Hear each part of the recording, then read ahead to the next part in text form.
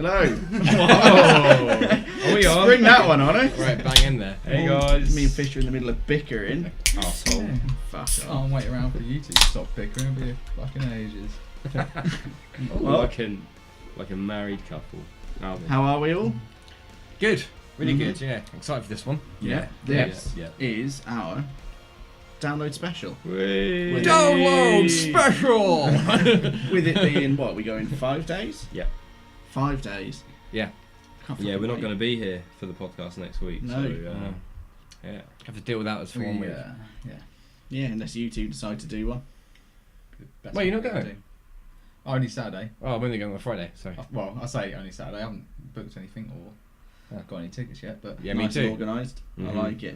Just like Alright, this so podcast. apart from our poor life organisation, hopefully this podcast is more organised itself. So, last week we had a pretty hilarious one, I thought. Yeah. What did we go over? Power Everything. metal. Power metal. Can I just ask now, has anybody, I know you have, right, has anybody else been listening to power metal since last week? I haven't. I did You're not. missing out, mate. Yeah. He's listening to Powerwolf for fun. I was at the gym, it was great. It's really good for They cardio. just give you that 10% extra. Yeah, it really did. It was just, it's so much fun. 10% extra honour. Yeah. Yeah. Not stamina. Plus 10 HP. Right. Yeah, we had Bob with us. Yep. That was thanks good for- fun. Yeah, I enjoyed that. Mm. I will listen to power metal. I haven't had time, but I will. Well, I'm not against it. It wasn't as Come awful on, as I yeah. expected it to be, hence the tears of, I don't know whether they were laughter or joy, to be perfectly honest. Bit of both. Bit of both. Yeah. We had, I can't remember what the news was last week, we had a lot of We sad did have stuff a going lot. on. Oh yeah. With like tragic events that's been all over media. We also had the new Linkin Park album, which was a hoot. Yeah. That was a nice little review that we did for that. Sorry, Linkin Park. I'm not. And then, yeah, we also talked about supporting your local music scene as well, which I listening back, I thought was a really good discussion actually. I thought we covered a lot of ground there. So, yeah, go check it out if you haven't heard it yet. Definitely. What we Please, got this week because, then? you know, it just seems people are giving up on us, and I don't like that. Ah, Yeah. Share it, you Yeah. fucks. If you're listening to it, share it. Just for anybody actually listening, with this being the download one, I think we should point out all the music we've got in the background is from bands playing a download. Yeah, who's this? They sound awesome. That's probably one of my picks, is it? I think so. Who is it? After Barry. No, it wasn't me. That was one it is. okay. Cool. So we're gonna we're gonna go over the news as always, and then we've got a lot of new listens as well. There's always new listens at the moment. There's a lot of good music coming out. And then we're gonna delve into downloads, proper heavy, I think, aren't we? Yeah, we're we'd be remiss not to, I think. Yeah. We've all been at downloads, and for anyone listening that hasn't been, hopefully it will give you a good insight as to what sort of atmosphere it is, what sort of vibe it is. We're going to go over who we predict could or should headline in the future, each. That's always an interesting one. Yeah. We're going to go over our personal favourite performances over the years as well. I'm sure that'll be interesting here. And then we're also going to just sort of look at the whole how to conduct yourself at a festival, I suppose. Yeah. And Yeah. all of our like personal anecdotes and who to see in this year's lineup. So there's lots of stuff coming up. So it might be a little bit. Yeah, I longer mean, this week. it could tie in with our previous episode of gig etiquette. Yeah. Festival etiquette. Yeah. Hey, Fisher, are you allowed a backpack at a festival? We allow for that. Campsite, yes. In the crowd counts as two. Hmm? Counts as two people in the crowd. Yeah. Yeah. Yeah, I'm with you. Yeah. Just No. stand further out in the field. Yeah, just fuck off. We'll get on to that. We'll get on to it. Okay, right, so what news have we got this week, guys? Right. So if you didn't know, We Are the Ocean split up. They announced their split up a little while ago, but they did their last ever show this last weekend at Slam Dunk Festival. I thought it'd be worth covering just to see what you guys' opinions are on We Are the Ocean. So I think you're all aware of them. So, I've never listened to them. I'm aware of their existence, or Yeah. was aware of their existence, Uh-huh. but I've never bothered listening to them, if I'm completely honest. I first got put onto these on Radio 1 with a track Okay. called Machine. oh, okay, so not too long there. Yeah. No, not too long ago. Yeah. I think they were always around with the likes of Young Guns, Death Havana, that kind of the level Brit of- sort of yeah, old rock yeah, sort of. yeah. But decent enough. Yeah. Never saw them live. Mm. Never was huge into them, but yeah, no complaints about them or anything like that. Okay. Just pretty good alternative rock music, really. Well, in their sort of statement announcing their split, they basically just, to sum it up, they basically just said that, you know, in the band at this point they had to make a lot of sacrifices. And it's a very unforgiving industry, as we all know. I think it sounds to me like it's starting to get the better of them. They started off very much like you mentioned, the comparison with Death Havana. They used to have like the screamer, and then it became more melodic. They put out 4 albums in their career, and like Okay. EP. Cool. Yeah. They had, I think the first one was Cutting Our Teeth, then it was Go Now and Live, Maybe Today, Maybe Tomorrow, and most recently Arc, which I believe is 2015. Yeah, I mean, most of the music within their back catalogue for me, I think, is just sort of middle of the road. It's good. It's just not, I guess it's not edgy enough for me. You know what I mean? It's Yeah. kind of like, It's not really done anything to make itself stand out Yeah, in your mind. It's just yeah. sort of always been there. but it was they got rid of their screamer and then just sort of carried on and took on this whole sort of Foo Fighters influence, which I thought was quite cool. Like the singer had a fucking brilliant voice. Yeah. Very similar to Dallas Green from Alexis on Fire. And then they put out their first single, which is the title track for Arc, their most recent album. And go back and listen to that song, because it's fucking brilliant. It's a really cool, like, theatrical. Fisher's trying to stay awake here right now. They've got like a neck that cough. they've got. It's just such a great sort of epic song, with, like, having such a slight prog sensibility to it. And the album came out, and it was just all over the place. They had like a couple of like really huge bangers on there, and then there was just massive duds as well. Like, it just seemed like they were trying It's very flat. like they were trying to dip into so many different genres and do this whole kind of like indie thing as well. It just didn't work. So Yeah. I kind of get the impression that they were You think then maybe they were at a point of not sure which way to turn, maybe lost identity? yeah, I was a going to bit. say, it sounds a bit of an identity crisis. Perhaps. I don't really know enough to back up that statement, but Yeah.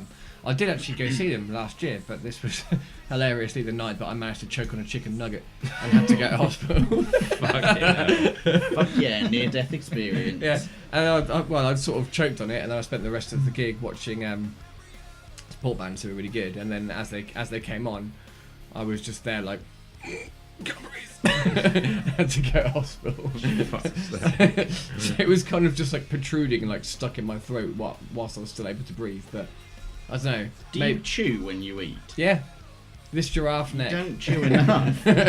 You'd think with a neck like this I'd be fine, but so yeah, anyway, their last show was this last weekend. It looks like it was quite emotional for all the band, as it would be after 10 years being a band. So yeah. Well, fair play to them for going for as long as they did then, really. Yeah. Yeah. Before we move on, I now Yeah. have the download playlist on. I fucked up.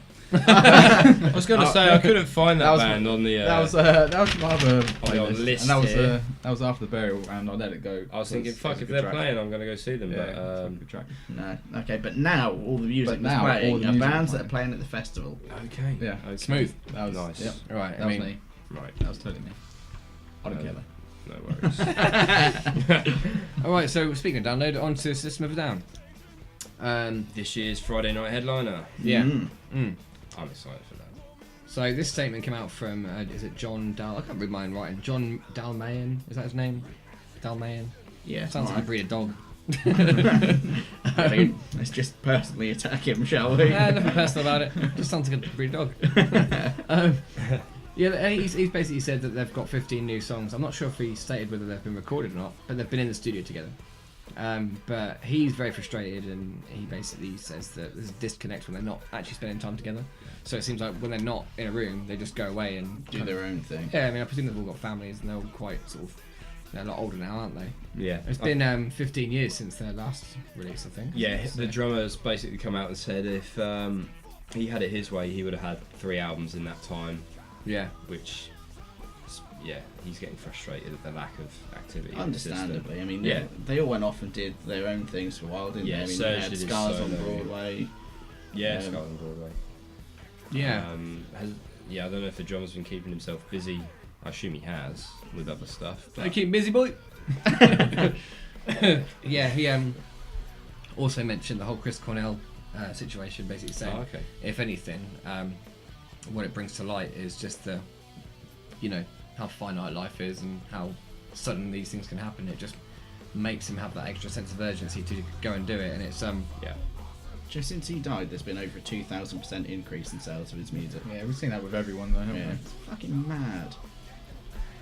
Just listen to it while they're alive, for fuck's sake. Yeah. Well, it's just the way it works, I suppose. Well, unfortunately. Yeah. There are other methods of publicity stunts, but let's not go down there. So Jesus. No, that wasn't a suggestion. Are you suggesting we all kill ourselves and is this a suicide sacrifice? The listens to Infinite Metal podcast are gonna increase by 2,000%. Possibly. Yeah, like you were just saying. I'll take these pills. Who wants some Kool-Aid? What do you put in my coffee? You can say our viewers have gone down, so Yeah, no, Just I mean, we've got 19 subscribers now. Thank you, whoever you are. I mean, we're 4 of them, but wow.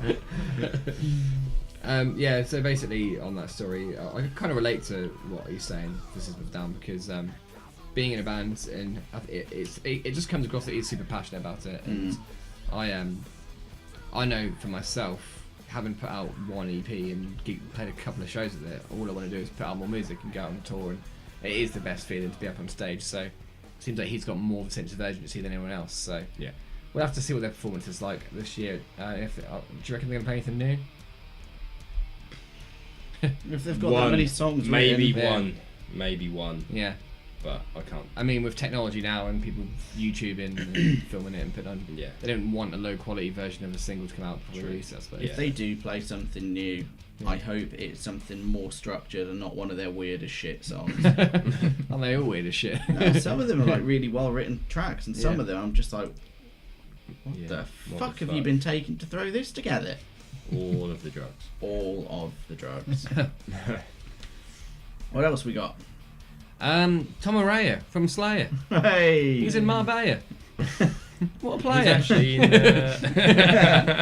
He's actually in the zoo. He's actually in the zoo. Popped up in Ukraine. Yeah. What the fuck?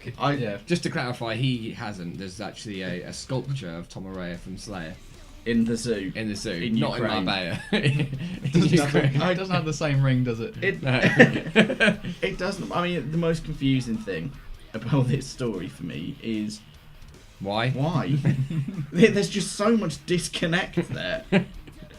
It doesn't make sense. No. All things to sort of look at while you're going around in a zoo. Yeah, look, there's a statue of. Unless the owners are just Here's massive the metalheads. Maybe. If they play Slayer whilst you walk around feeding the goats, that'd be great. That'd be really interesting. Yeah. So it's like in Sacrifice. Oh, mate. Apparently the lyrics to War Ensemble have been inscribed on the sort of rock behind him as well. Yeah. Some brilliant mural. This is insane. It's really accurate as well, because you know some of these statues, like, I don't know if you ever saw like the MJ one outside of Fulham's football ground. Right. Oh, like, yeah. It was just It was a awful. mess. It was a mess. It looked like it melted. Yeah. But wasn't his face like that anyway? But this I'm not going to bash a legend. We love Michael Jackson. This sculpture is actually really fucking accurate. It's like they spent a lot of time and effort on it. Yeah, I heard there was a lot of attention to detail in the beard. In the beard, yeah.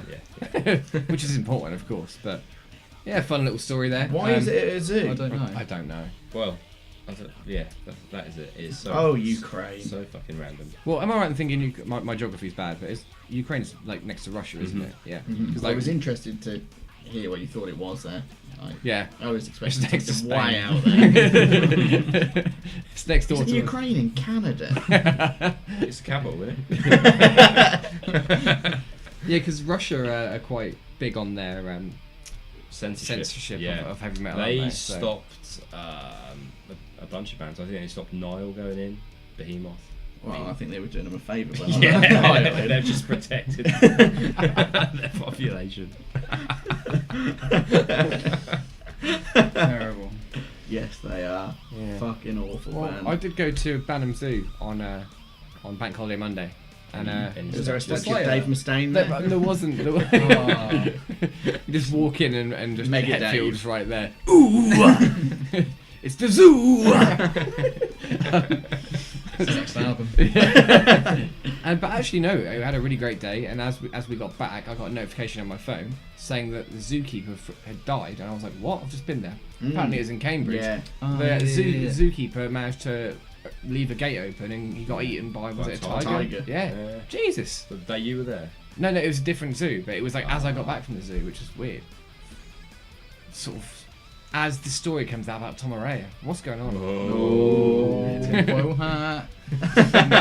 Metal sacrifices. I think we're onto something here, lads. Yeah.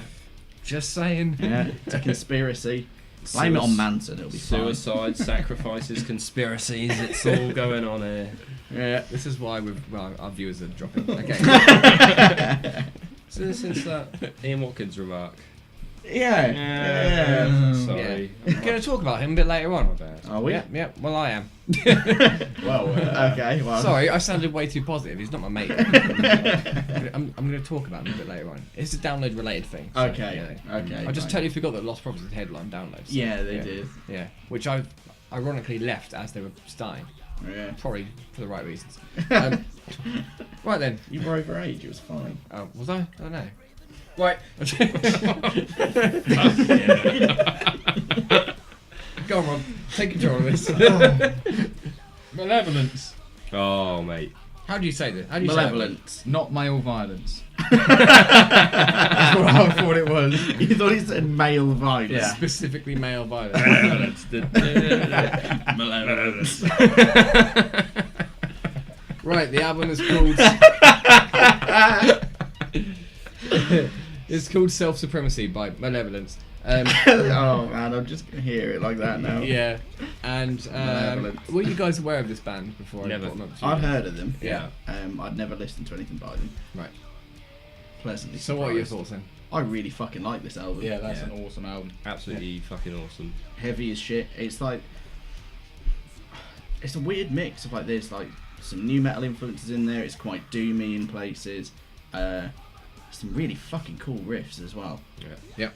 And like the vocalist just really fucking powerful. When I first heard it, I kind of found it funny. I did that thing where I sort of clown some metal vocalists that do that, like beat their chests like super alpha fucking like that shout that's just like ugh, you know, that kind of like you wanna yeah. fuck with me ugh. Yeah. It's like it's very much kind of like in your face, like It's ugh. very in your face, like hardcore, Yeah. like, vocally. Yeah. Because with the title Self Supremacy, I was thinking hate breed along Yeah. those lines. Yeah. But completely different. It fits it Still so well, very, though. very Like, hardcore Yeah. in places. That's the But- same sort of idea that I had just from seeing the title. It wasn't until Rob said it's like Lisa Fisher, you're gonna really like this. I was like, well, it can't be that hardcore then. If Yeah, no, it's really good. It reminded me of Malevolence. Yeah. Yeah. a Remember little them? bit. Yeah. Yeah. Malala flies. now you just like having a stroke. It's just, I suppose, a bit like You Are We in terms of the unpredictability of it. There's just these little riffs that they just come out of nowhere, and you're like, oh, holy fuck, like that was really cool for like 20 seconds, and then they'll change it, and then there's a blast beat, Yeah. then goes into these epic breakdowns, into a big solo, Yeah. into, like it was just very all over the place, but in a good way.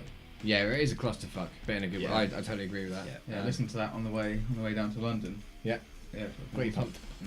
Some of the riffs, like really groovy Pantera down style like influence. Yeah. So there's a bit of everything in there, I think. Yeah, I mean they do the old the whole half-time breakdown that we've discussed quite a few times, but they do it and they just chuck these little licks on there, Yeah. which I really These enjoy. harmonies as well. Yeah. It's fucking And like in the awesome. first track, I can't remember what it's called. First track is Self-Supremacy. Yeah, Self-Supremacy. There's a bit that massively sounded like Phil Anselmo. Yeah. I thought and he does that a few times across the album. There's a riff in Body Count, which is goes like Yeah. half time. Yeah. It's like pounding double bass, and then it carries on with the same riff, but the drummer just goes this half time. It's just Yeah. like I was waiting for it to see whether they did it or not, and they did. Like, they actually followed through, and it was just like, yes. So I awesome. think they're a band that I really hope I'm wrong. I would like to see them get much, much bigger. But unfortunately, I think that they're going to do a chimera and they're going to release some really solid stuff, but they're just going to sort of plateau, and for some reason they're just never going to push past that boundary.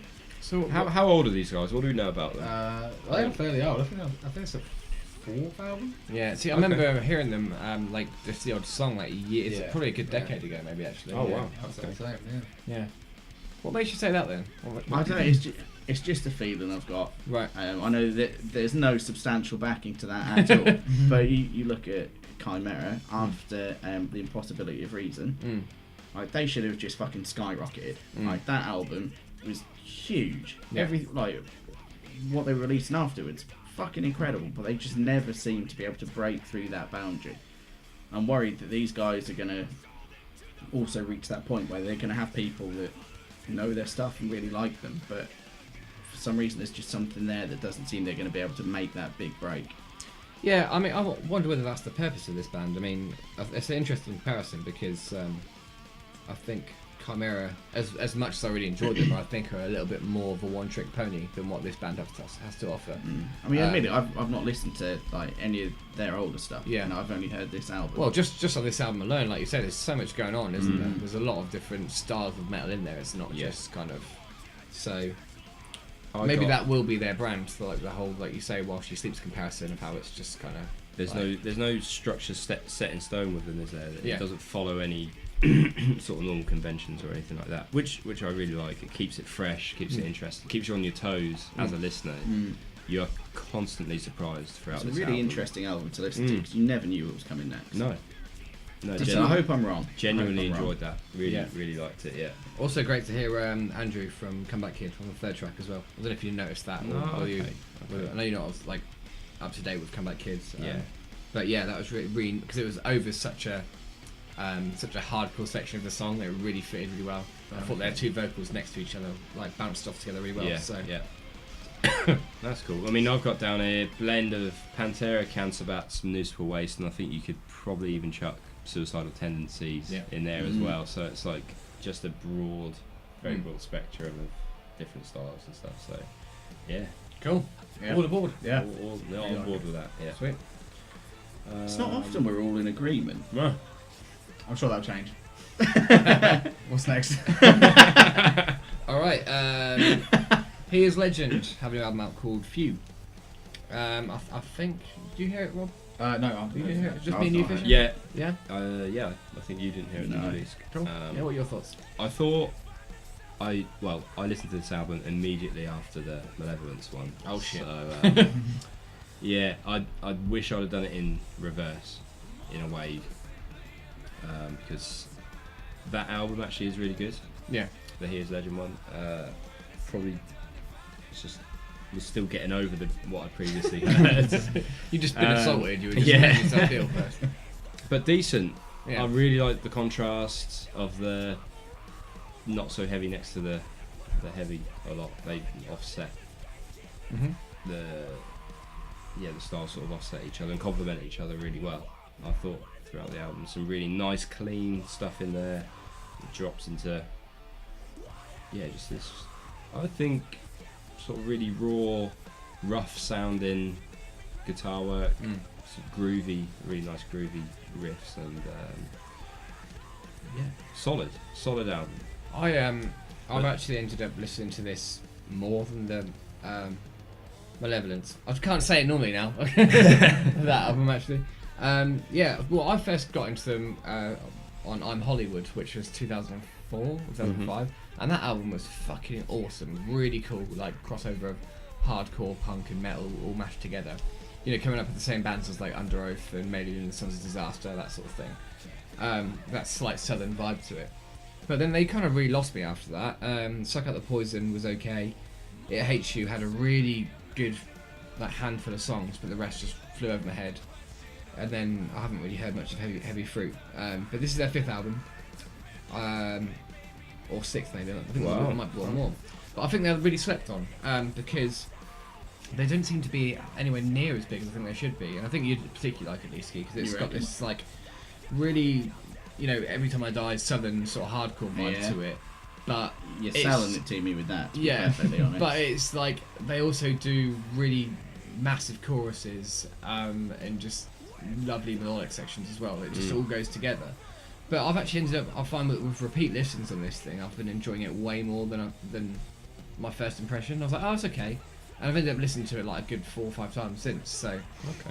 And I don't know, when we were talking about Gent a few weeks ago, you know how the guitar work always had that like palm muty thing going on, where like pitch script that's sort of like in between the riffs. So the first 3 tracks have that sort of stuff going on it. Yeah. And it's really percussive and raw, like you say. And I just really enjoyed that. On the first track, Air Raid, there's a sudden bit of thrash right at the back end of the song, which has just come out of nowhere. And then I think there's a song called Alley Cat, which has just got this sort of stoppy-starty riff with these just crazy southern licks in the middle of it. Like, similar to the last time we talked about, just riffs that come out of nowhere. Yeah. And it's just cool as fuck. Like, I'm just sort of in awe this year with the amount of great guitar albums that are coming out. Like, probably just because I'm on the back end of listening to a lot of electronic music, but yeah, I was super impressed the whole way through. Probably give that one a listen. Yeah. Tomorrow before I go to work, I think. Yeah, I think you'll really enjoy it. Definitely check it out. If you like heavy and you like, it's basically just a great heavy rock / metal album. So hopefully I've sold it to a few people to go check out. So I'd say so. yeah, cool. Check it out. Awesome. Right, talk about 18 Visions. Yeah. Anyone else heard the album? I mean, it only came out Nope. yesterday. Yeah, I mean, I saw it. They were streaming it on Metal Science. Oh, okay. Yeah, I've only listened to it once so far, and good first impression for me anyway. Yeah. We spoke about them a couple of weeks ago and their breakdown songs, which is fine. And this album is super heavy. It is. It is just. Does it suit them? Yeah. Well, I think so. I- From not really being into 18 Visions beforehand, Yeah. and then this coming out, like I really like this. From what I've heard. Yeah, so you're taking it as it is, whereas we're perhaps listening to it Well, see, with As a- context. It's like if we As could get older- someone that had never heard Linkin Park before. Sorry, I shouldn't mention it. No, there is a band. There is a forfeit as well. Oh yeah. Yeah. No. Did I discuss this with you? No. Or was it just No. you? It was with me. Right. Right. The bands that are on this banning list. Yeah. Right. If anyone wants to bring them up in discussion, they are going to have to pay to take them off of that list for that podcast. Whether it just be buying the beers for that evening. Is this because you're poor? I haven't signed it. This has coincided very, very nicely. No, I think if they're on the banning list, they're on the banning list. And I if thought you this was- really want to take the ban off of them, This is bullshit. I thought this was a non-for-profit organisation. it's not for profit, we're going to drink Well, it. it is for you apparently, mate. I don't intend on unbanning them.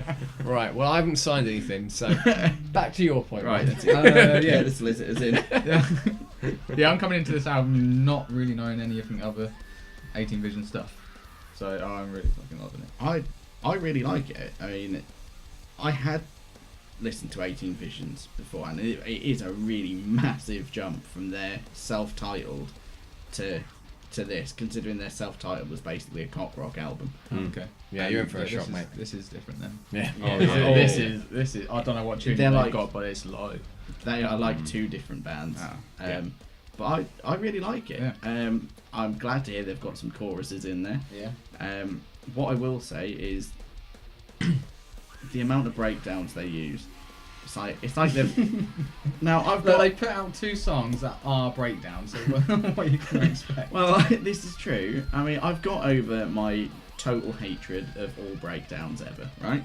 I've moved on from that. Fuck me, finally. Yeah. I can appreciate a good All these breakdown. years of denial. Right? I can appreciate a good breakdown, but some of these are just thrown in for the sake of having a breakdown. It's not I necessary, liked it. but it is a really fucking heavy album. Just on that point of like you saying it's not necessary, I think they are just trying too hard. That's sort To of how be- it comes off to me be as well. heavy, Yeah. Like it's just, all right, we get it. You want to be a heavy. Those hardcore two band, songs but- that were essentially breakdowns, yeah. I mean, I know you Even the didn't. third one. So you didn't like that. I quite liked that one. I thought the chorus was really I catchy. thought it was such a generic breakdown in there. Yeah, it was. So I say boring. it wasn't necessary. They could have done without it. But I like it. I like the album. I'm with you on that one, Rob. Tables divided. Mm. I'm There you gonna go. give It it. didn't last long, did it? Yeah, I'm going to give it a proper listen before I say too much on it. But since it's just come out and you guys have heard it, we'll leave it at that. But I'm sort of a view fisher. I think it's funny that we talk about bands that get lighter and lighter, and now our band goes the complete other way, and we're like, oh, it comes off as pretentious and forced. Yeah. But We'll come back to it when Yeah. like you've both listened to it all the way through. Okay. Yeah. But I can't imagine your opinions will change if that's. I mean, especially not with you, Fisher. Once you've made your mind up, that's it. Yeah. All right. Okay. What else we got? We got the new Foo Fighters did a surprise drop, didn't they? Yeah, man, nowhere. yeah. I was at work and I was checking my phone. I was like, oh fuck, I've dropped this out of nowhere. That was cool. I was on the way home from a delivery Mm. and had, I mean, beautiful weather yesterday. Windows down in the van, just cranked it. Hmm? Awesome. Because I put it on about 30 seconds in, so I wasn't actually aware of who it was, and then it became totally obvious. And I was like, no, this is fucking cool. Driving along, yeah. Yeah, the song's called Run, and yeah, it's got a pretty funny video to it. It has, yeah. It's great to. I think Foo Fighters have always had good videos, though, haven't they? Like from the They've start. always had a sense yeah. of humour. Yeah, With Everlong. Learn to Fly with the elder. Yeah. I remember that video being as a kid, like just fucking loving it. But yeah, as for the song, I remember. I hope they don't do what they did with Sonic Highways. If you does anyone know the name of the first single they put out for that album? No. But it had that like Dio riff in it. That I just remember that song came out, and it was Holy Diver style. yeah, Right. and it was a fucking great tune, and it was really full of energy and passion. And then the rest of the album came out. I was like, this is a cool idea. They went to 8 different cities in America. States rather, sorry, and recorded in different studios with the influence of different artists. It was a really cool concept. It just It drained them of energy though, and you can hear that they were fucking exhausted doing it. It was a really Was exactly. it laboured? Yeah, it just felt dull to me. And then to hear like such a, it sounds like White Limo Dave Grohl from Wasting Light, that kind of gruff, aggressive tone. It's great to hear It's with got some balls punch back. to it again. Yeah. I just hope they're not doing that with their cock teasers again. Then you get it, and it's just like, you know, because I think Foo Fighters are brilliant, but Being they cock teased by Dave Grohl. yeah, brilliant man. I think they're a great band and deservedly so. They're massive, aren't they? They're You know? huge, yeah. But- And he's a good guy. Like Yeah. Dave Grohl, he's a cool guy. Respect to them as musicians. Their documentaries are great as well. Like I love the history of that band, but I think as a set list they've got so many good songs. But as far as albums go, it's been a while. Maybe Bar Wasting Light that they've put out. They've always had these like just tame albums, Yeah, and there's then really no- like energetic ones. There's It's- no all killers yeah. with Foo Fighters, is there? Yeah. Not really, but great singles. I think the first the Colour and Shape perhaps, and then Wasting Light for me. But other than that, there's a lot of duds in there. So. Yeah. He was interviewed after this song by Greg James, Right. and yeah, he just comes across as a really, really cool guy.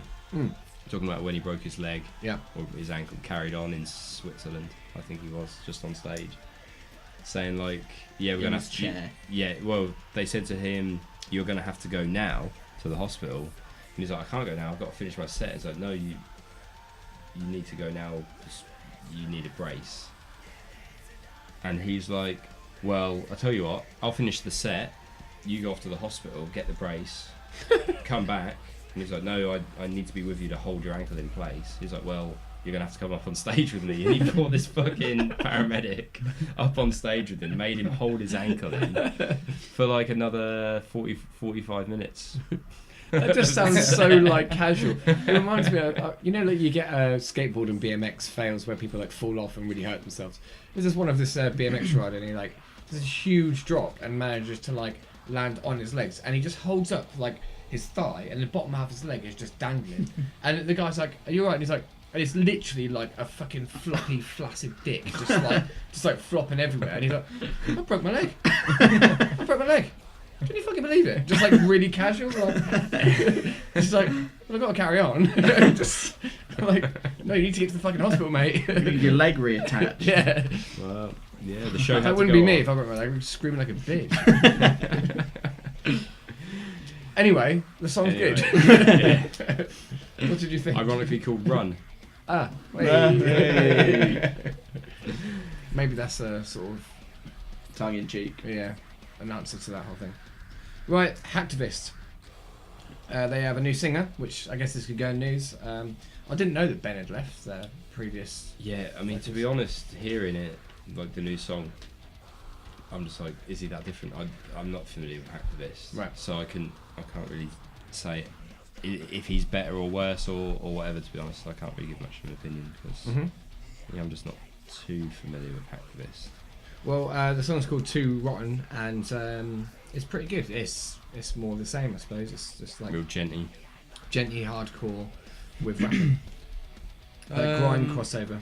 These guys are opening the main stage on Saturday this year at Download. Worth a look, you reckon?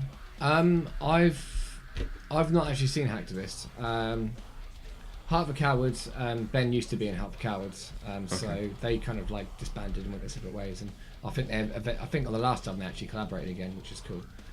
So I kind of compare those two bands. I think if you like Heart of a Cowards, which I believe Yeah, I like it. you're gonna get a similar thing. And I think they're but it's just with that grime attachment to it. And I really like sort of aggressive hip hop. So I think it works really well.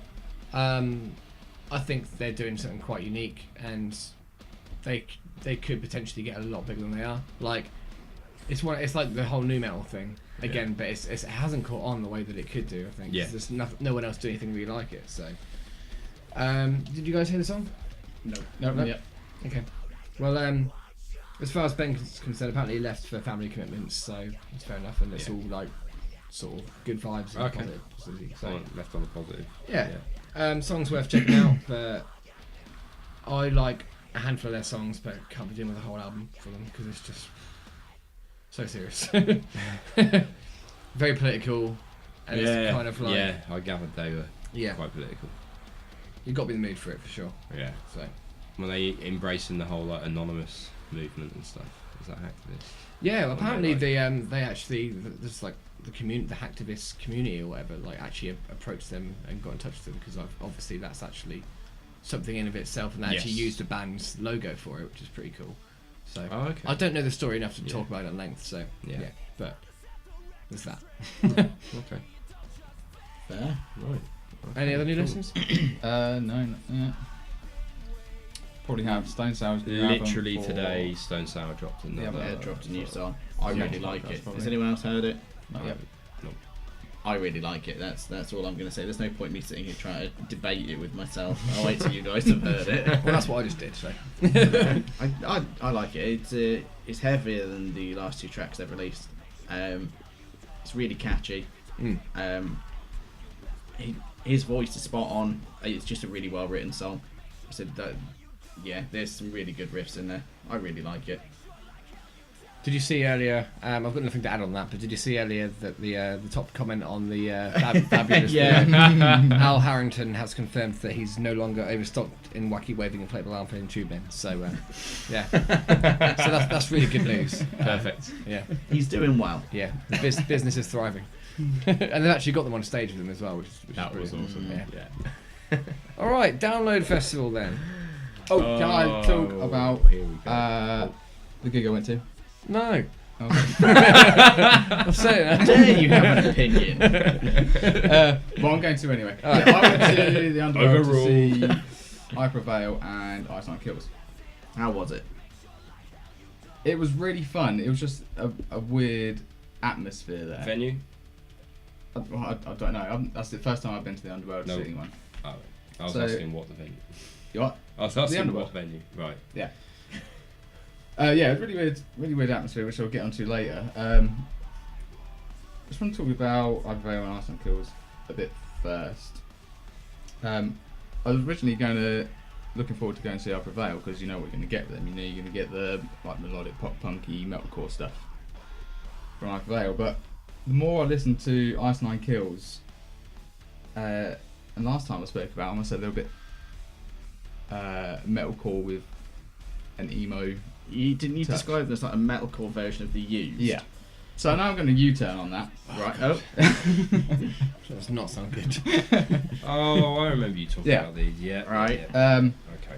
The more I listened to this, the more I noticed how intricate and well thought out their songs actually are, which made it 100 times more interesting to listen to.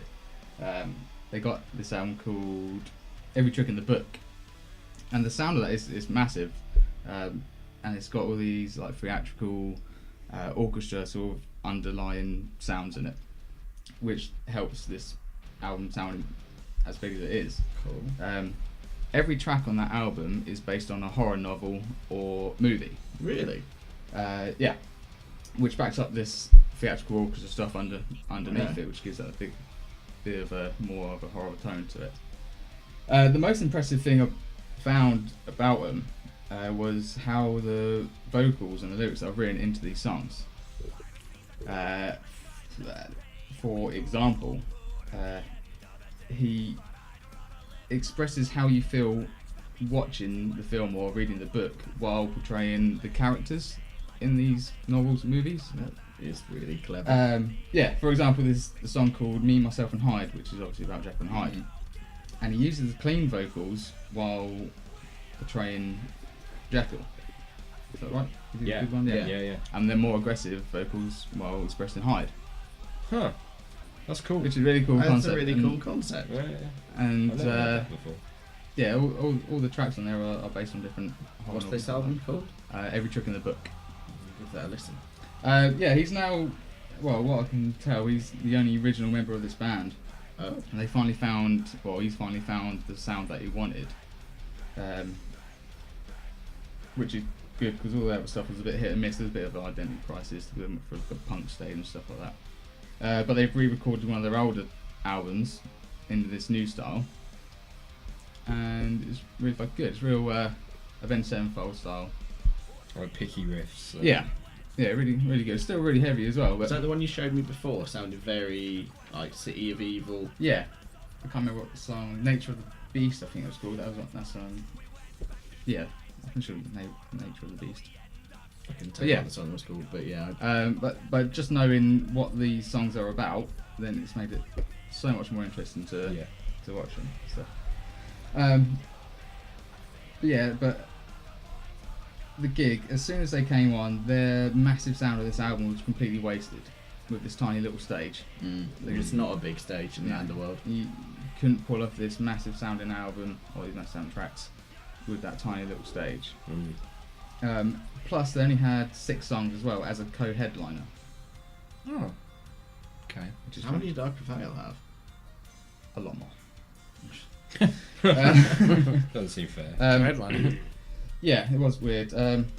And this guy, I don't know, I can't remember his name, but he seems really proud of the sound he has now, because at the start of one of his tracks, he stopped everyone and said that doesn't sound right. I need to sound a bit better. And they tweaked something and carried Did on. a Kanye. And it just shows that he's probably proud of what he's finally been able to do after so long and not being able to find his sound. Well, that's fair. I mean, I suppose if you're going to be up on stage, you may as well get it right. Yeah, they're really fun. They're really good. But again, a bigger stage with a full set and proper, like because they're on their videos, they're really theatrical and stuff like that, which makes sense. But which would propel them, I think, on a bigger stage. So yeah, really like Ice Nine Kills. I was looking forward to them. And then I Prevail. They kind of solidified themselves as a covers band, because their first track was a Taylor Swift cover. First track, opening track. Yeah. No, that not their opening track. Their first song, I think. Oh, right. Oh, their first single? Yeah. Oh, okay. Oh, right. Blank Space, I think it is. And and it just seemed, Pop goes crunk. yeah, and it just seemed everyone was there for that Taylor Swift cover. Oh dear. Really? Yeah. Which then brings me on to why the atmosphere was a bit weird. With I Prevail, their covers got more of a reaction than they did their songs. Oh, that's heartbreaking. Yeah. Yeah, but I like their stuff. It's really cool. It's really punchy, really fun to listen to. But you got more reaction out of a Linkin Park cover and a Slipknot cover. They cover those? Yeah, only like they did like a medley of Linkin Park, Eminem, Slipknot, and then they went on to this Taylor Swift cover, which they seem like they hate playing now. But they have to because That's what people are there for. And it's like, oh, do you want to hear that cover? Yeah.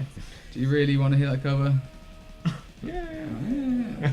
Okay, fine. And they played the cover. Yeah, it was a very strange crowd, really like relaxed and not really enthusiastic about anything, which is weird because it was sold out. Yeah. I mean, and there wasn't much of a pit or any action or like any bounce to it, which I thought there would be, being a pop punky metalcore. Pop punk sold out show at the Underworld. Bouncing area, but no, not really. Carl, I went with Carl, and Carl was really looking forward to Ice Night Kills, and so I'm going in the pit, but there just wasn't one. Like, it ended up then just being me and Carl just fucking around in the middle. Just drunk as shit. Yeah, just drunk as shit. But it wasn't until the crowd to move, they would move. And it was just what really was weird the sort of like average age of people there, do you think, though? Young, 18. Oh, 18, they should 20, fucking 18, know 25, better. I reckon. This is all Taylor Swift's fault. That's when I'm paying the blame. Yeah. But yeah. I mean, that net out. I guess it was kind of relaxing not being pushed around every 30 seconds and losing your beer, more importantly. Yeah. Christ, Yeah, it showing was your age just a weird atmosphere. It was a really fun gig. Really like Ice Night Kills. I Prevail, I'd say they're days numbered, I reckon. I've always just found them to be really bland. I just they do nothing for me. Like you said, you know exactly what you're getting with them. Yeah. And I think that's the problem. One shit song sounds exactly like another. Yeah, unless it's a cover. Unless it's a cover. Yeah. But yeah, there you go. Well, it's a shame the atmosphere wasn't better, because they said it's sold out, and I really like the Underworld Yeah, as a venue. it seemed like it was just like a local gig for people, which maybe it was. Well, but yeah, it sold out, and people didn't really know the bands or any of the songs. But no, fuck that. yeah, I had loads of fun. Good. Yeah. But yeah, check out Ice Nine Kills now, knowing that the tracks are based on. Oh, yeah, I'll go and listen to that. I It think it's a makes- really interesting It concept. makes so much more sense, Awesome. and it's not emo metalcore. As I said before, yeah, there's such a more intricate band than first thing. Okay. So yeah, check them out. Will Cool. do. Yeah. Awesome. Good stuff. Right, that's me done. Are we now on to download? Yeah. Yeah, Hey, there we go. download! Oh god! Whoa! Sorry, got a little bit excited there. I've only been waiting all year. Well, how long you been waiting? When was the last time you went? 3 years ago. 3 I've years. been waiting 9 years. 9 years. 9 fucking years since I've been. Really? Yeah. Wow. Right, hell. same as me. Oh, fucking hell. What was it? No, I went. Did I go 2010? Well, we went to Sonosphere in 2011. Can't remember. Fucking hell. Don't know. That must have been the last festival you went to, because I don't think you've been since then. But yeah. Well then. Right, Download Festival. Yeah, we're gonna just go through a quick guide. I mean, it is our event of the year. Yeah. Like, It's for our- what we It's discuss in this the Metalhead's podcast, Christmas. it is. Yeah. Merry Christmas, motherfuckers. So yeah, a little survival guide as given to you by Rob Yeah. Smith. This is coming off of our first time going to Download, and I can't remember who it was with. Maybe Little Dave. Can you remember Little Dave? Yeah. We went the year before that, because that was the year that we met. You Oh, was it? Was it? you saved space for our tents. Yeah. There's no Oh, way I you'd can't be able to do that now. Oh no, probably not. But yeah, he took a massive bag. It was bigger than him. It was bigger than him. saucepans and shit and hanging it off was- of it. Oh yeah. So heavy. And he had like 5 different saucepans and cutlery for every day. You're not moving And in, stuff mate. like that. Jesus. Like, oh my god. And his crates of Strongbow broke. Oh yeah, And they hit the floor and just... He had that massive backpack with all that stuff in and holding 2 crates of Strongbow. And this guy's tiny. He was tiny. He was struggling. He was wasn't he? crying by the time we found somewhere to pitch. And, like, the guys from the security were walking next to us like, come on, you can do it, you can do it. Yeah. Don't help him. Just cheering him on. You can hear him clanging away from distance. I mean, the point none of is- us helped him either. The point is, you can take too much. And if you think you need it, you probably don't. Nah. In some cases, there are essentials. I mean, that is a very good example. Yeah. That's definitely the best place to I start. forgot all overkill. about that. To start with the guide, don't take too much because you're probably not going to need it. All right, what should you pack in your bag? Wet Toilet wipes. roll, wet wipes. Deodorant. Going straight for hygiene. Why not beer? Because no one wants to smell like a tramp for 5 days. Mate, you got to slum it. That's part of the festival experience. Well, yeah, but I still don't want to smell like a tramp from the moment I get there. Just before you get there, you smell like a tramp. Just make Yeah. a decision. If you're going to bang, don't do it on the 3rd night. Do it on the first one. Well, that is something that's already been discussed. Yeah, I think after midnight Thursday. Yeah. 48 hours is enough. I think. 48-hour festival rule. No, wet wipes, deodorant, toilet roll is a must. Yep. Because you can go in any of those portaloos and you can pretty much guarantee there's not going to be any toilet roll. So unless you're prepared to actually use your hands, then Yeah, probably some alcohol.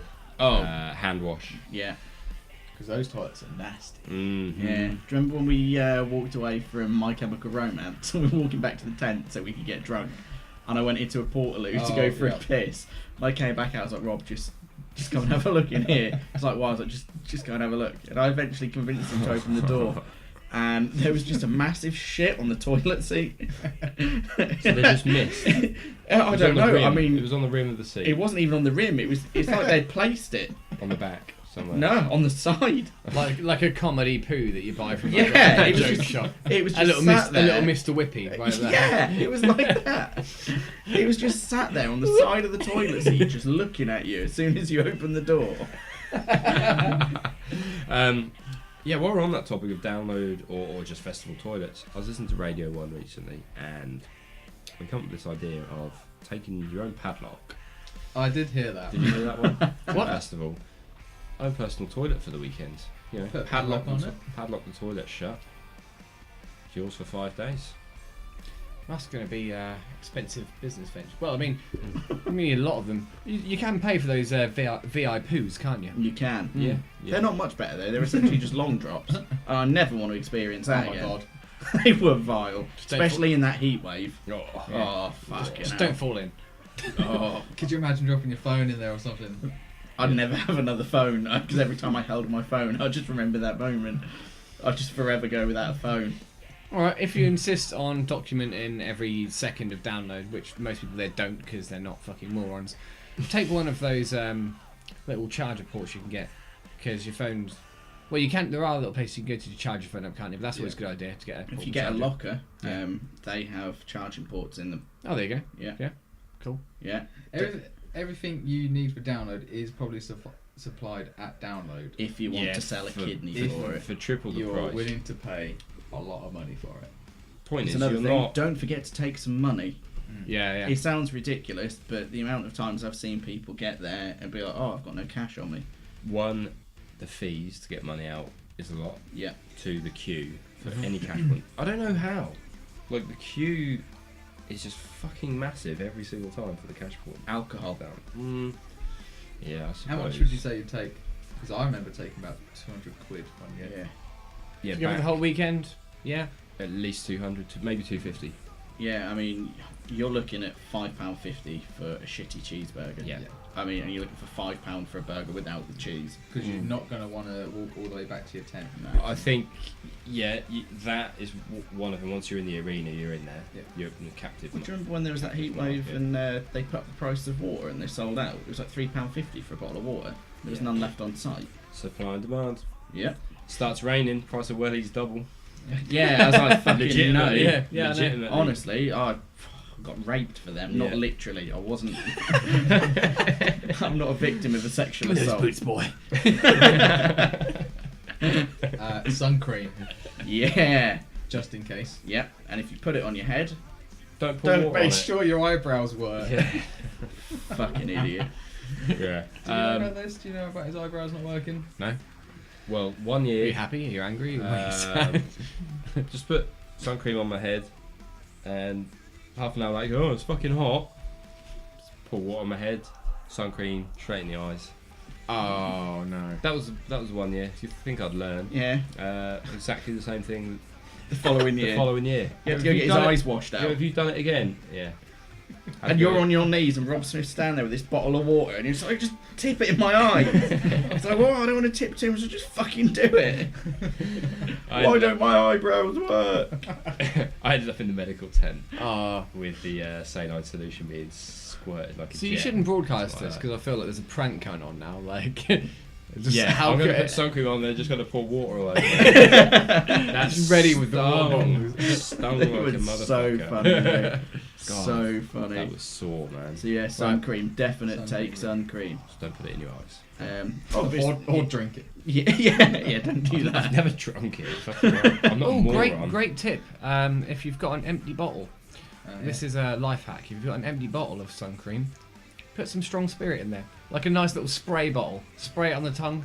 Tequila. Off you go. There you go. Job done. Yeah, I got attacked by a mate with absinthe last year. So Absence to the face. no, in the Like a- mouth. like a but pepper you're spray. like, yeah, it's fine. Oh god, no, it's not fine. No, it's not fine. 10 sprays in, you're like, oh my fucking god. I like the sound of this. Yeah, I did. Wine in a can. There you go. Wine in a can. Your video has been removed. But yeah, going on the prices of things in the arena, I think the whole beer situation. If you want to get drunk in the arena, let's go. It wasn't too badly priced. No, Was it still? You have to buy two. No. No. No. you do still have to queue up for tokens. I don't Right. think that'll ever change, to be fair. But But you were looking at like £4 a pint, which to be fair, I think is pretty fucking reasonable That's for a festival. standard festival price, yeah, yeah, pretty much. Well, considering I paid £5.10 for a pint. In London. mm. Yeah. That's London though, yeah. Food So you've wise, got you want to your- take a mess tin, Hexy stove. Gas burners are banned. Yeah, Unfortunately. thanks to the riots. Mm-hmm.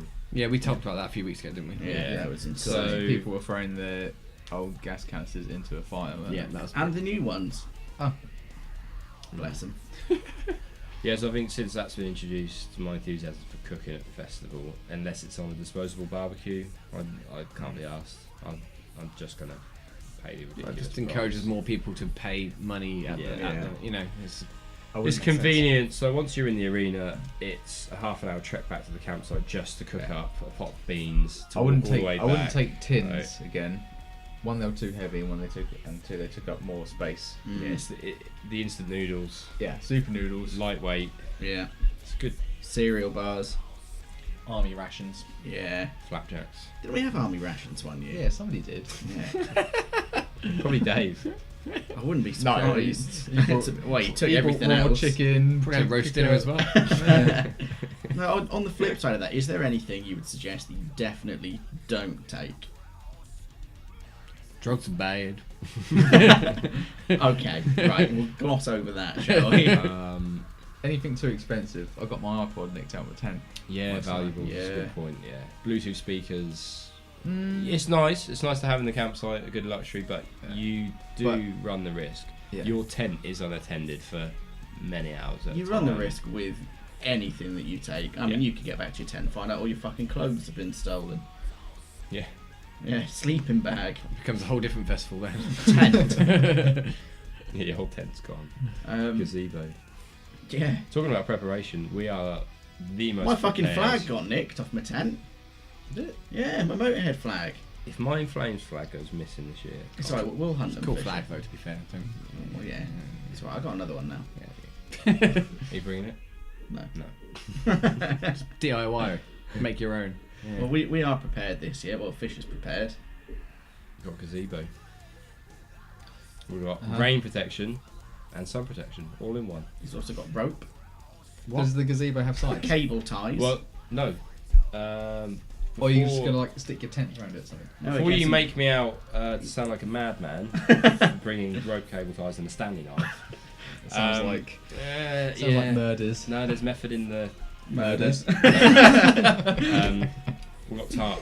We have got tarp. Oh, okay. You got a tarp. Tarpaulin. Oh, okay. Tarpaulin. Right. Okay. Yeah. Gotcha. Put on the sides of the Tarpaulin. gazebo. Oh yeah. Yeah. Good idea. So yeah, we're well prepared. Yeah. I mean, like Rob said, don't take anything too heavy.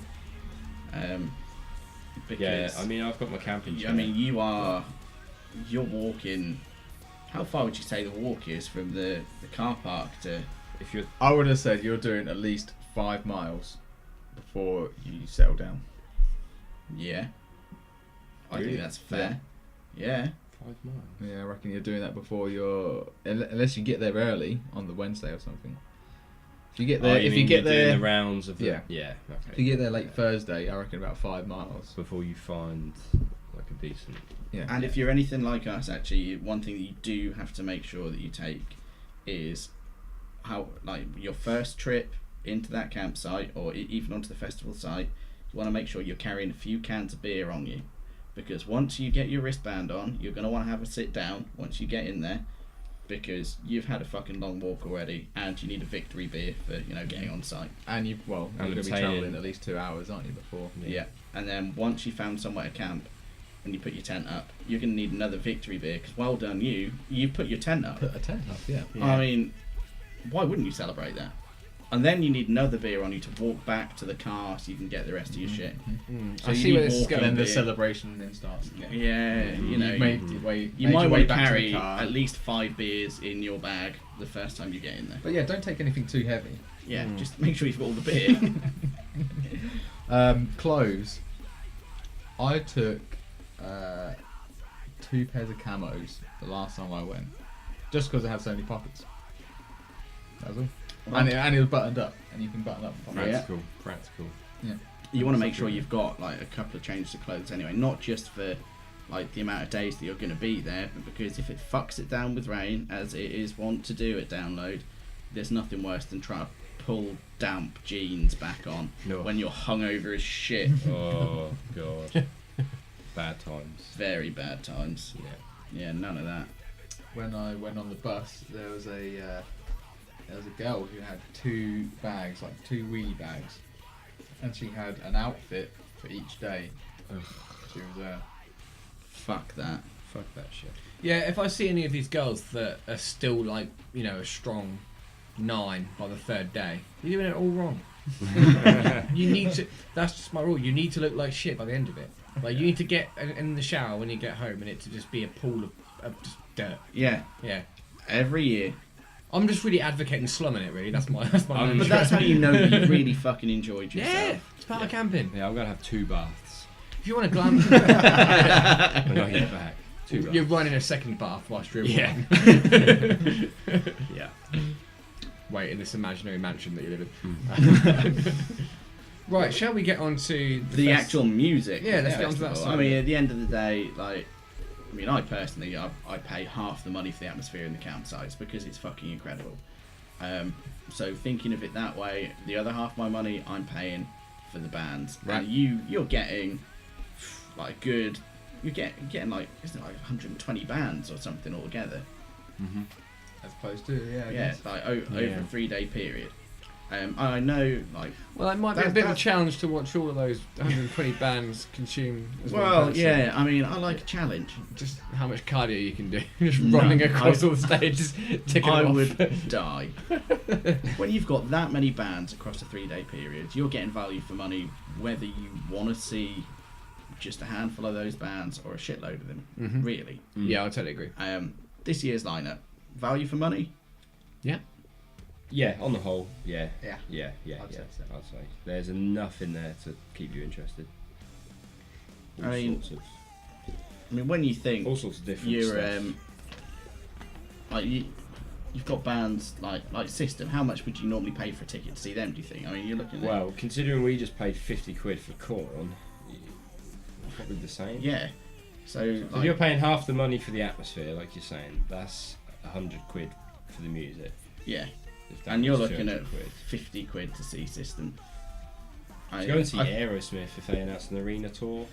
I mean, I wouldn't go. No. But Right, I think what we should do is we should run through each day and discuss which bands to go see and which to avoid. I mean, there's a lot here, so we shouldn't try and get through all of it. But I mean, there are some really good bands like Right. lower Shall down we go as well. but through the stages let's, then? let's go through. Friday. should we start at the top or the bottom? Where do you want to go from? Probably a safe bet to go from the main stage first and then onto the second. Okay, Touch on the so third. opening the main stage on the Friday, we've got North Lane. Yeah, Which we spoke about on here. I'll be going to him. I've still not listened to them. them. I will listen to them before I go, just so I know what the hell I'm doing, basically. I'll check them out purely based on the fact that I don't think there's anyone else at the time. Most Units and White following, so yeah, I'll be down there. Yep.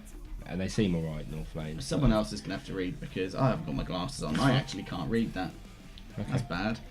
Well, I did check out the Raven Age and Blackwater Conspiracy, and they're kind of like these classic rock sort Yeah. of like. Yeah.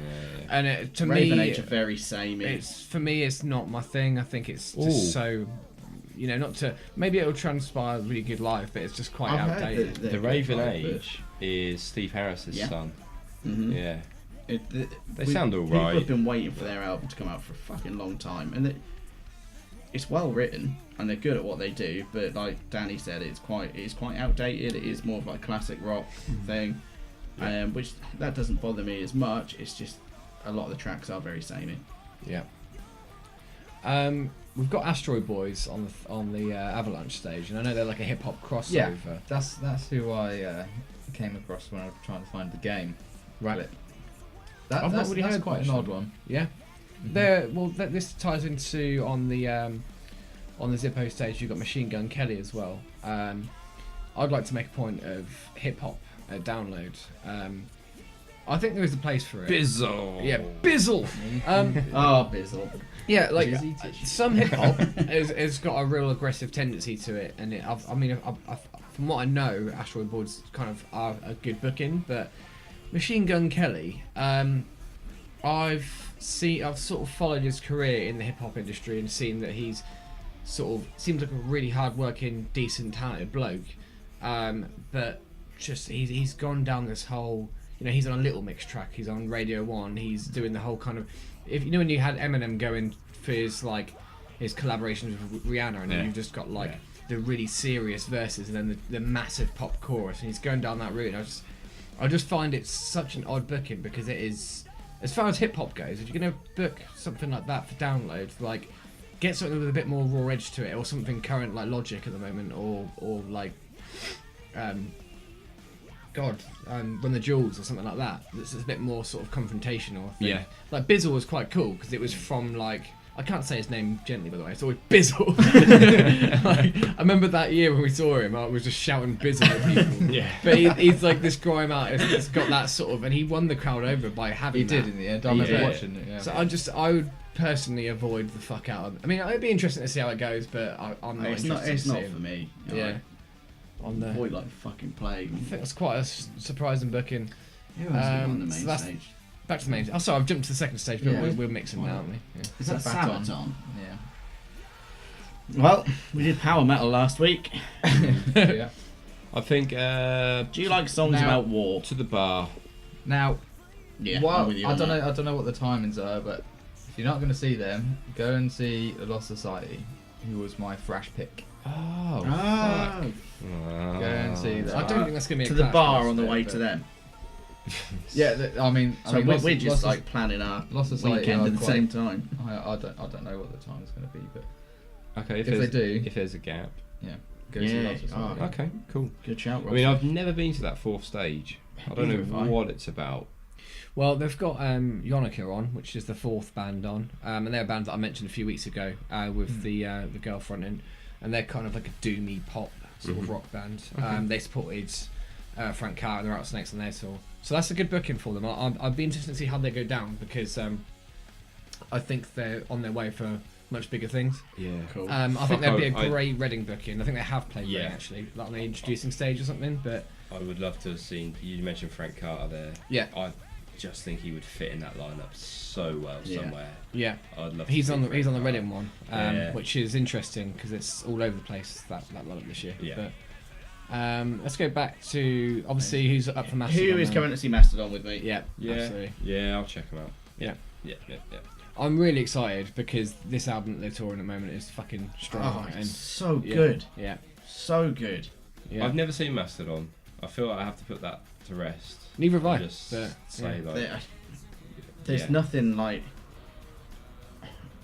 You're not getting like an incredible stage show or anything like that. You are just getting some guys at the top of their fucking game playing for you. That's what, if you're quite happy to stand there and. I think you might be getting quite a doing. state. I mean, they're quite high up on the bill. They're sort of, they're fourth down. They'll have a fairly long set, 50 minutes. I think will be probably the sort of time. Surprised to see Death Punch above them. Yeah. At the moment, I thought Mastodon would be getting the third. I thought they would have been, or maybe even main to support to like. I mean, I Biffy or think something Prophets like of that. Rage are way too high up on this stage. This is a topic of debate, isn't it? Because of if you're thinking about how big Rage Against the Machine are, and it's basically off the back of that, even though it's not Rage Against the Machine, but do you feel that they are essentially karaokeing themselves at this point, or is it? I don't think that they can just go form a new band and expect to ride the wave of the career they've got with another band, because that would be like expecting Stone Sour to headline the main stage, because Slipknot. Yeah, you got to think Audio Slave did headline Download 2003.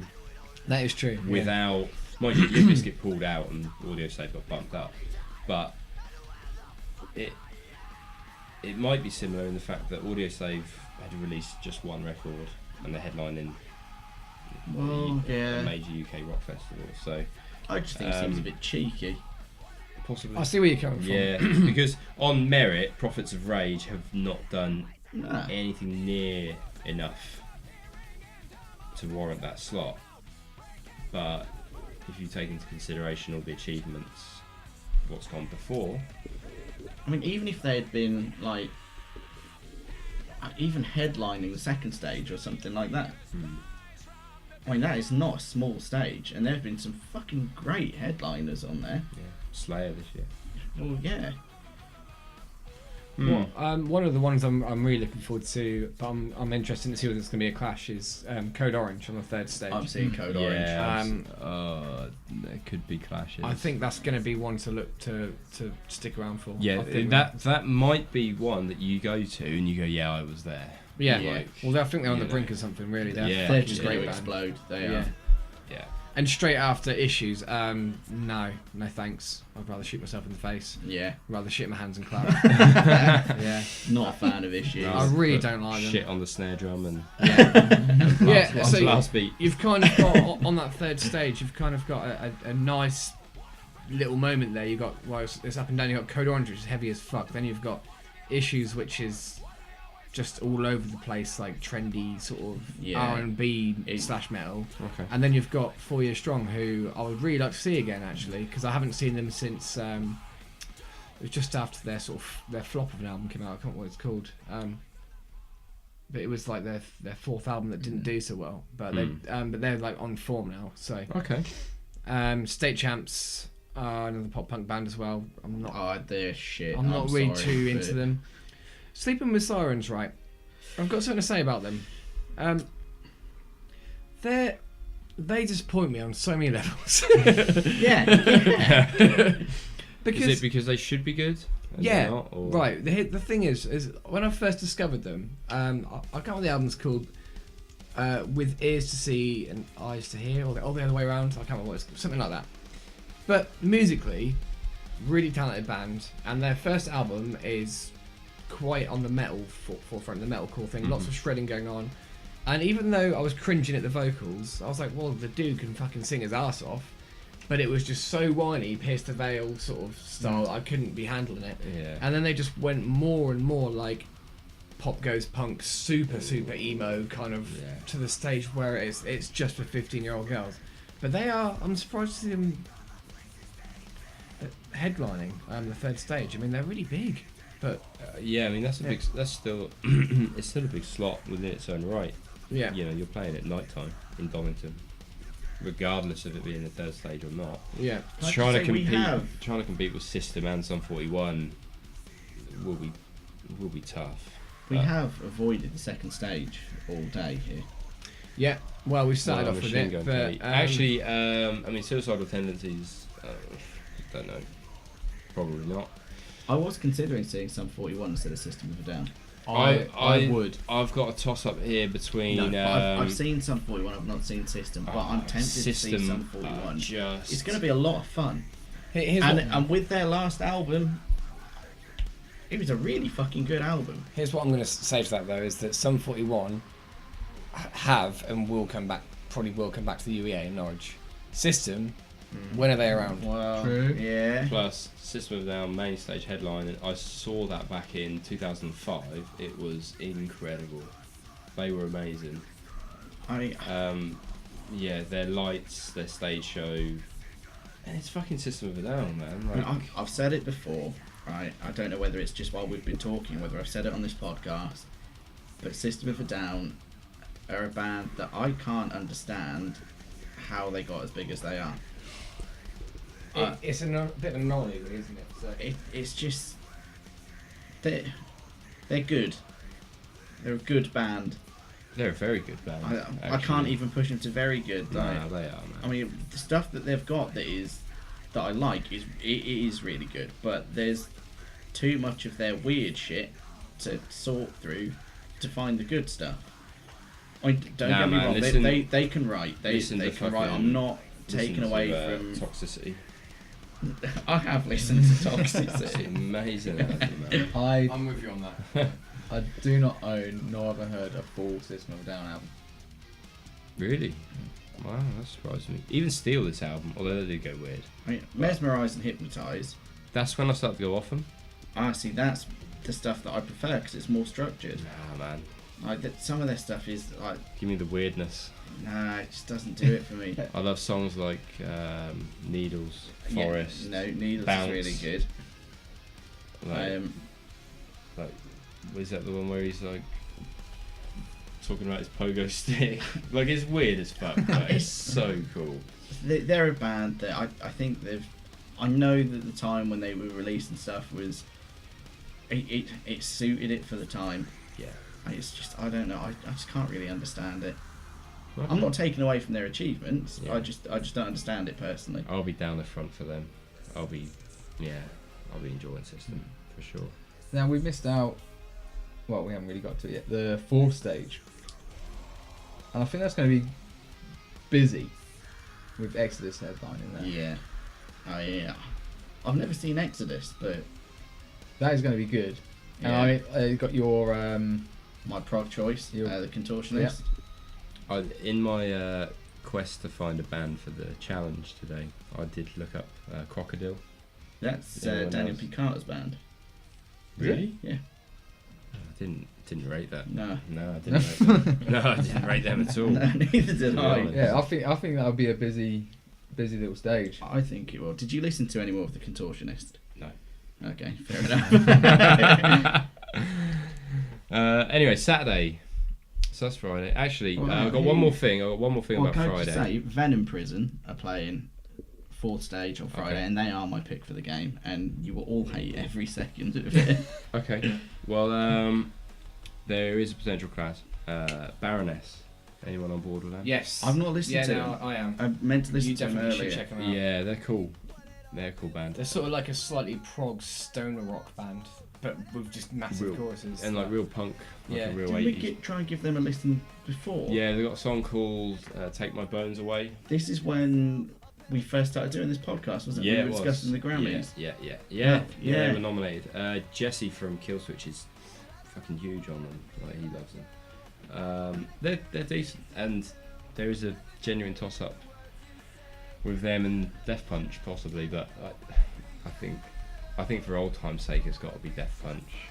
I'd go see Death Punch just to It's- see what happens with them. It's interesting because I often have the debate in my head of do I go see who I'm a bigger fan of or a band that I haven't seen before. Like when you've got that clash happening. Yes. I should probably point out, if we're going to move on to Saturday, that I'm I'm only here for the Friday and Rob's only here for the Saturday. Is that right? Yeah.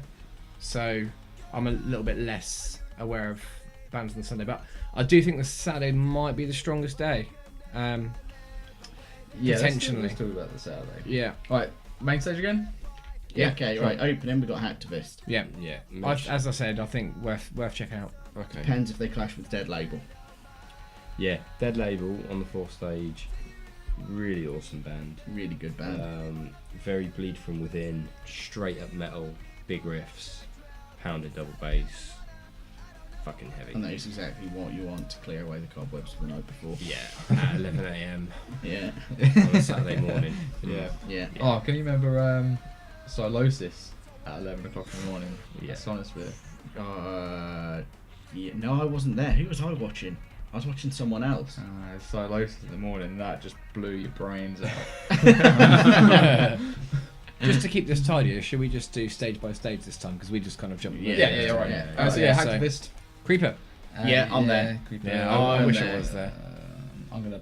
I know you would be. I'm gonna go to the long drops or something. I was sitting How do there you for think? 20 minutes. I'll let you take this one, Lisa. How do you think they're going to go down on the main stage? I don't know. That's what I'm They'll worried go about. down well. They shouldn't be there. Yeah, they'll get a good reception. That's a big moment for them, I think, isn't it? I think Yeah. they'll pull a crowd, but I think it's too soon for them to be on the main stage. I think that second stage maybe a little bit higher up, perhaps.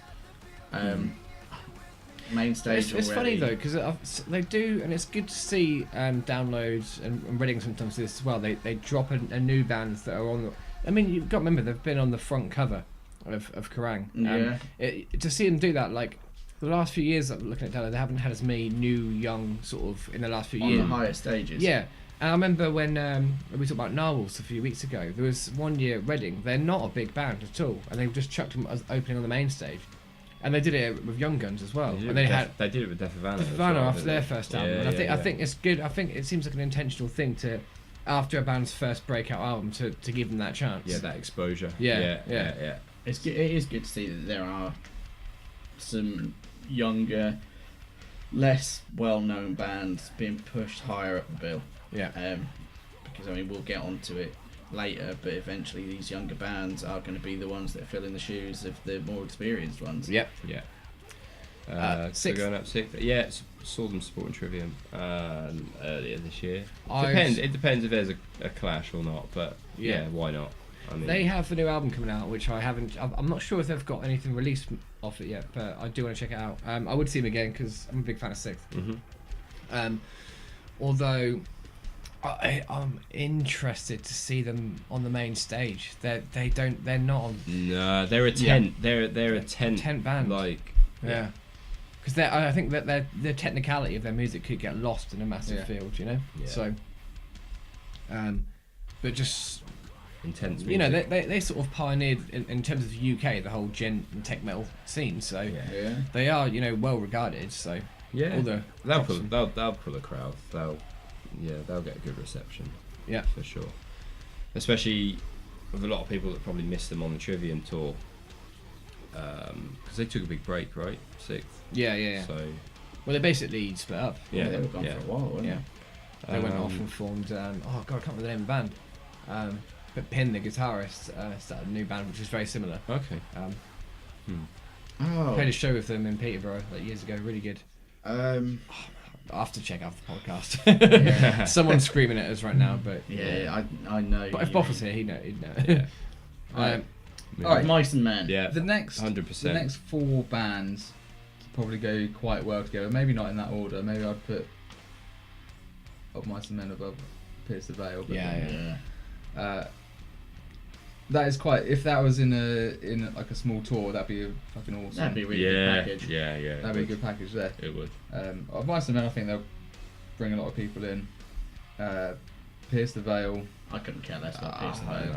His voice just pierces me. I have a similar thing with Sleeping with Sirens because those two bands put together.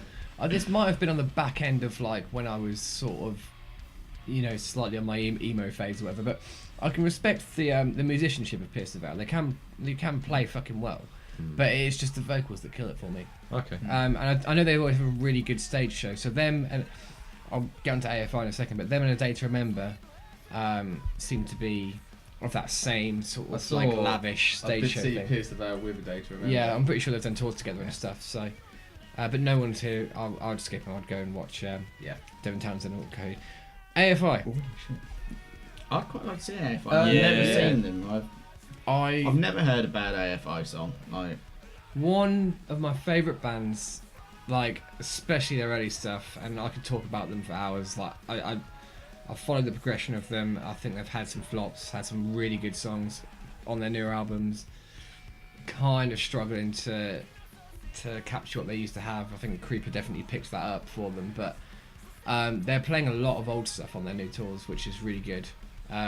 You know, like pre their breakup, pre Miss Murder, like, you know, from like the Black Sails in the Sunset days when they were like a hardcore punk band. yeah. So the only thing is though, my brother saw them at the Astoria back in the day when they were like on the Sing the Sorrow tour, when they were like really then getting signed to Sony or whatever it was, and it was he described it and it sounded amazing. From like that old footage, it's just filled with energy, but it's become Davey Havok has become more and more flamboyant and kind of like, I don't want to say kind of camp in a way, like as a front man, and there's not to bash that, but to see back in the old school punk glory days to where it is now, it's just like It's that is more the adamant than Davey Havok. yeah. And he does this annoying thing as well. I hope he's stopped doing it, but if you watch certain live videos, he'll sing a note and he does that, like he like bends the note up to like this flick, this like sort of like squeaky noise, like, and it's just like after every, and it's not on the record, but he just does it live, and it's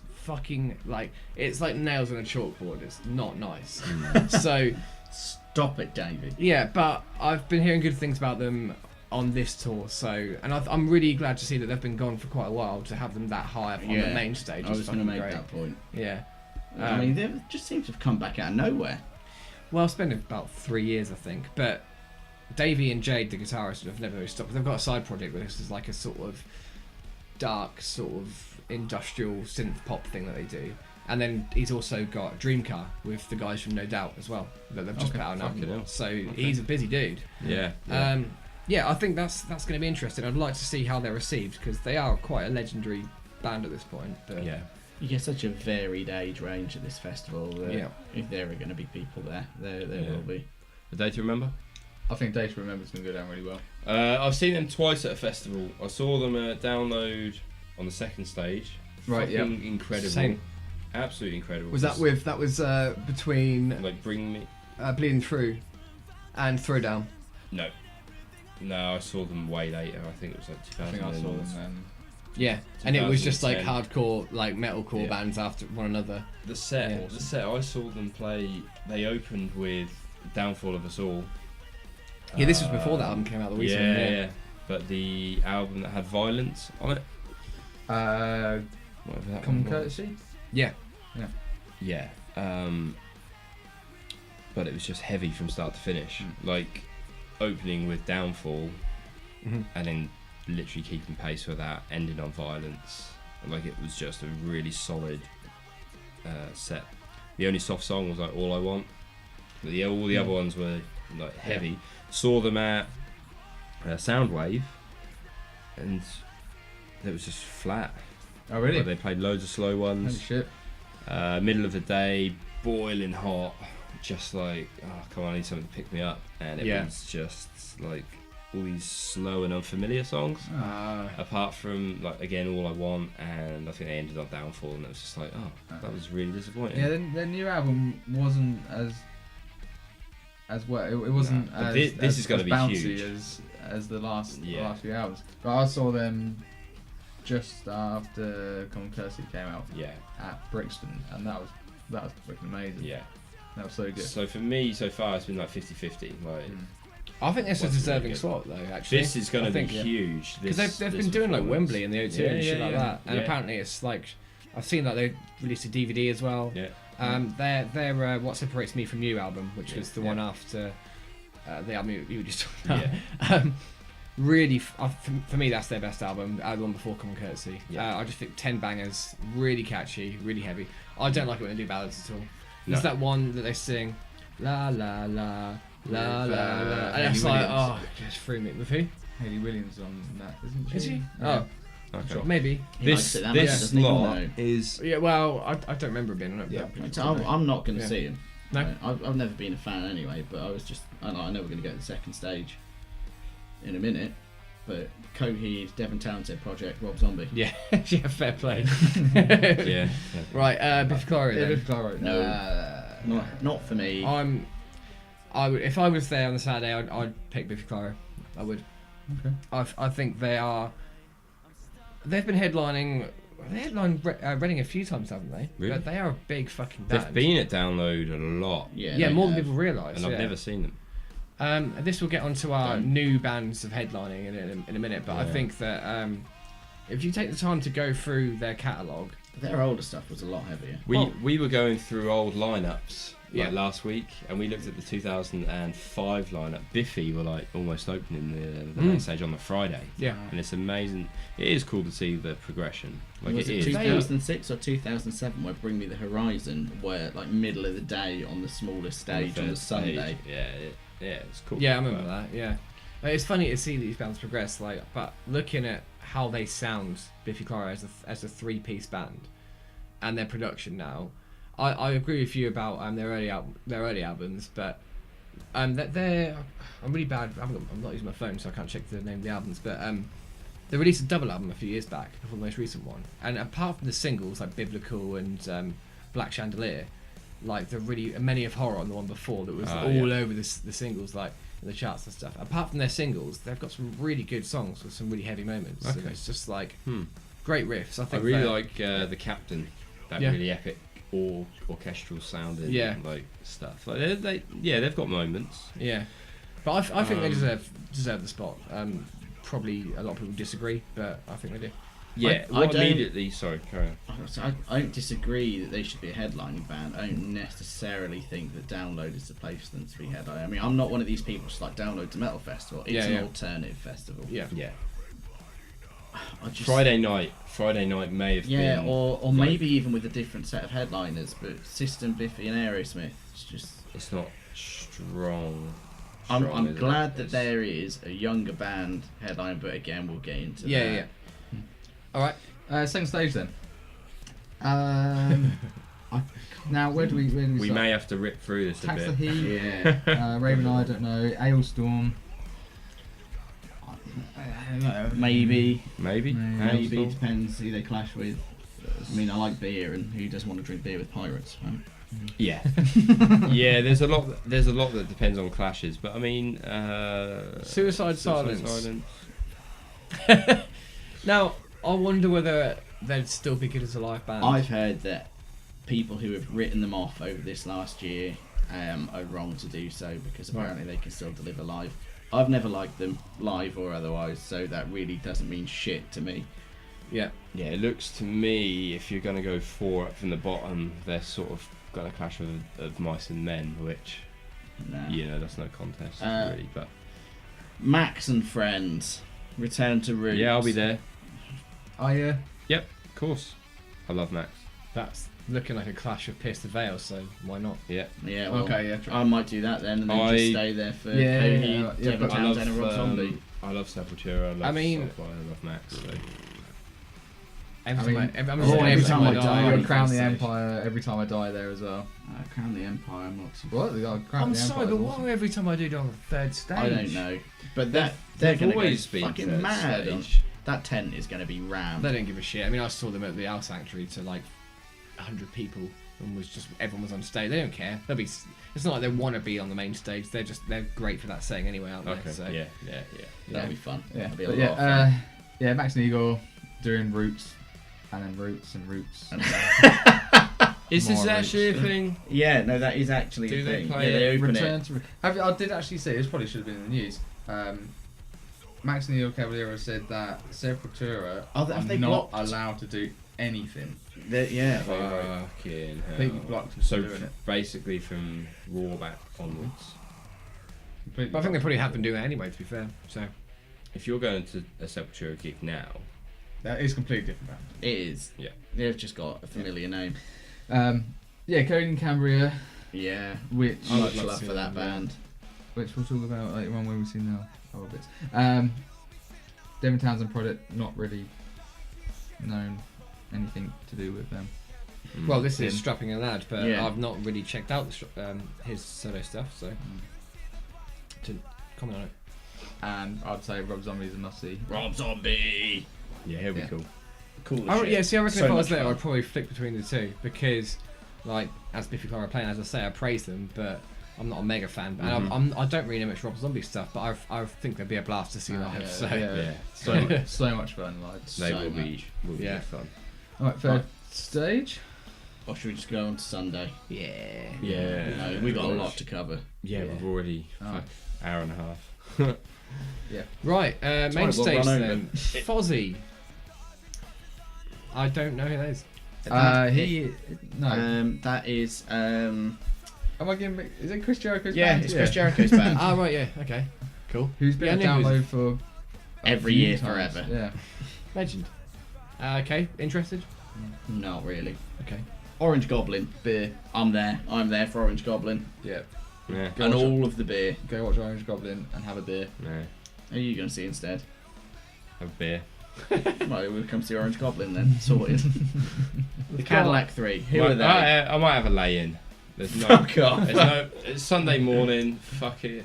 What else? What else are you gonna do Sunday morning? Drink beer. Cadillac 3. Who are they? I might not get up until In Flames play. Fucking hell. All right. Fuck That's it. half the day gone. Yeah. In Flames. Of course, I'm there. Well, yeah. Yeah. I mean, I can't praise that band enough. I just won't even bother trying to justify it. Airborne. Yeah. More beer. Mm-hmm. More beer, yeah. Steel Panther. Yeah. I'm done with that band. Nah, I've not seen them, so I'll be. Absolutely done with it. You never see it? I've never seen Steel Panther. Oh man. Just want to see some tits. So, it'd be the third day at that point. I'll be like, yeah, tits. Well, yeah. That's all you go for. Yeah, that big screen as well. Yeah. Alter Bridge. Yes. No. I would Absolutely. Yes. I would, yes, now, definitely. Definitely. I want to make a point about Alderbridge. I thought for a long while that they were basically. You're wrong. I basically thought that they were just Creed because I know it's Yeah. the founding members. Much Until money. I went to my mate Ross's house, who Boff lives with now, and we were having a night of drinking and smoking or whatever, and he's got in his living room it's like a bit of a man cave. He's got like a massive flat screen TV, a huge sound system. Put on the Alderbridge live DVD. I was like, oh, I'm not in my thing, a bit too cheesy. I watched it and I was like, fucking hell, like this, and it was like being there from watching this. I was like, okay, I've really written this band off wrongly. They're incredible. So talented. They are. I wouldn't say underrated because they're massive, but it's. I probably think, Fisher, that you've got the wrong impression of them as well. If you go and listen to their albums, that was the impression that me and Rob had Yeah. until Guitar Hero. Until Guitar Hero, Yeah. to be perfectly honest. Well, these are really fucking good. they're actually a hell of a lot heavier than I thought. I mean, they are Yeah. still. They do have the cheesy moments, but they are a hell of a lot heavier than I thought as well. You some can of the see riffs why and- Slash used him as his vocalist. Yeah, But they are. Miles Kennedy. Yeah. They are really heavy, to be honest. Yeah. Yeah. Yeah, Yeah. I'll check them out. Definitely. Maybe I will. I think if you're torn by them and Opeth, well, I'd say Alter Bridge. I'd say Alderbridge, absolutely. Yeah. I fucking love Opeth, but I'd say Alter Bridge, hands down. Right, Aerosmith, No, Slayer. just fuck off. Slayer for sure. Yeah. That's an easy choice. Yeah. Right, second stage. Broken Witch Rebels. Don't know who they are. No. I thought that was a misspelling at first. So did I. Tyler Bryan and the Shakedown. Never heard. The Dead Daisies. Nope. Devil Driver. Of course. Of course. Of course. Unless they play Cold Chamber stuff. If they do, I'm not going to be happy. Especially because You will let them know. Well, it's not going to be the longest of set, and I don't want like 1 minute of it being taken up by Cold Cold Chamber. Chamber. I want to be Yeah. 40 minutes of 40 Devil minutes of Driver. Devil Driver. That's Madness. fair. Yeah. Red Fang. I want to say that I've checked them out and they're Some of pretty their stuff okay. is alright, to be Yeah. honest. Clutch. Absolutely. Oh, fuck Absolutely, yeah. yeah. Fisher, you're going to come and see Clutch with me, mate. No. Do you want beer? Well, that's that then. It's Yeah, fine. they're a beer drinking band. I'll get drunk on my own. Yeah. Opeth, like you say, Clash with Alderbridge was decided I that mean, we've got one. Ministry and if you Anathema if you want to get some industrial in you, go see Ministry. Oh Yeah. yeah, of course they are like one of the. It'll be like being shafted with an iron girder.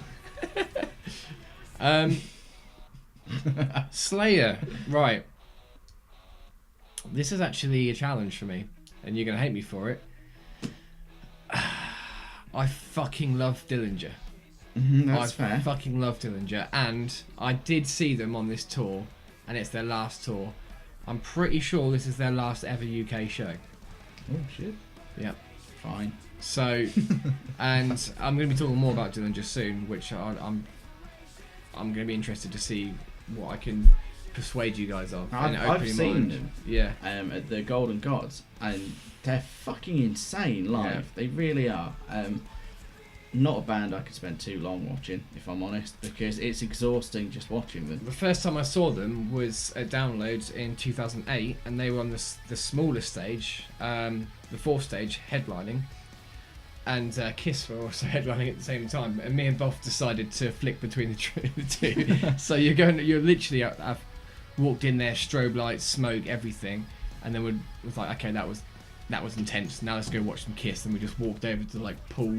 Fucking flying over the crowd, like what a contrast. But then again, it's like Slayer. I need to see Slayer. I haven't seen them yet, but Fear My Never Life. seen Slayer. Slayer, hands down. Yeah, I was supposed to see them in 2004 when I was a little baby, really, but Little they baby Spanish. We saw Yeah. Damage Plan. we saw Damage Plan instead, which is Yeah. Well, that's fair. Fair. yeah. Are we talking about best performances now? Is this No, we were still just finishing that off, but Okay. We're on Okay. like quickly the fourth stage. Then I don't think there's anybody. Well, I mean, you've got my pick there. Oh, yeah. Charm the Fury. I mean, Yeah. we'll go on to. We'll go into that uh, later. later, You've yeah, also got my pick there as well. If you get really bored. that's encouraging. Yeah.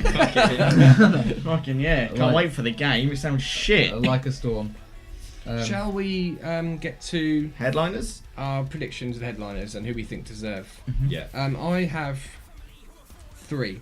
So this can be bands that we think deserve to headline in the future based on their track record and their popularity. And who we're in we quite a like to unique position, really, where Yeah. like the bands that started this genre are still touring and headlining these festivals, but eventually they're either going to I'm pretty retire sure. or die. Pretty sure most of the bands we're going to say have been right down the bottom.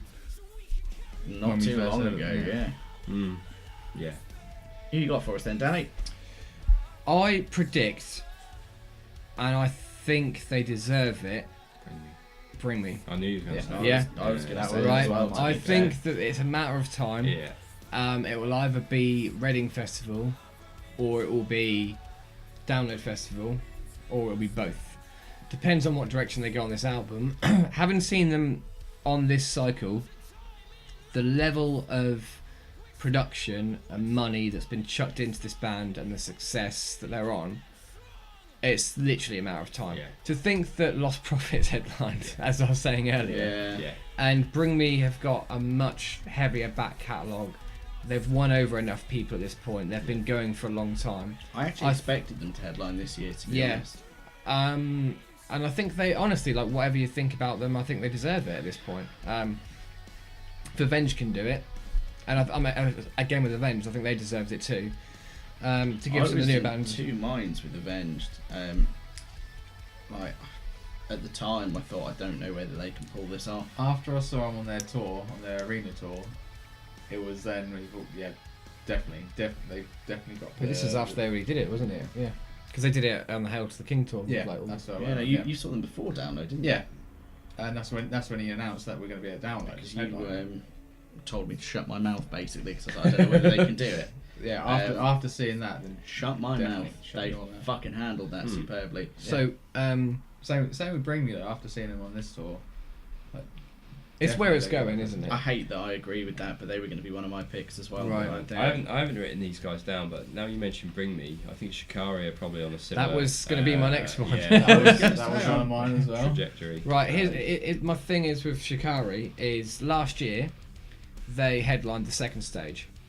Shikari are, as you know, one of my favourite bands at this point. Yeah. They just headlined Slam Dunk this weekend. The 10-year anniversary. And from what I saw, it was, as much as I'm not a fan of that first album, it was so well received. Everyone was saying how like it was like a special moment. I think the level, like, as Bob was saying last week, they're just as a live band, how much they've put into it. I think eventually they're going to have it. But it's an odd one because of what a weird band they are. Yeah. They are. I think even if they do headline, they're not a future permanent headliner. I think it'll be a one-off. Yeah, but I think it's still a fucking achievement, you know. Yeah, they are really big, to be fair. But even I think if that ever does happen, it would still be a controversial thing for like the big thing. It would divide. But it would be like what I'm going to talk about in a minute with like best performances. One of those moments that shut a lot of people up. Like as Bob was saying last week, like just for fuck's sake, come to a gig to understand it. I'd love to see that happen. My third one, God, you've predicted two of them. So what's my third one gonna be? Bullet? No. Foo Fighters. No. No. Although that's a good call. Parkway Drive. Yeah. Parkway. Fucking hell. They're the three I know. Yeah. I should have got Is that. that your three? Yeah, my three. Same three. Oh, there you go. Wow. Right there. So after that Brixton show with that production and how fucking good they were live. Yeah.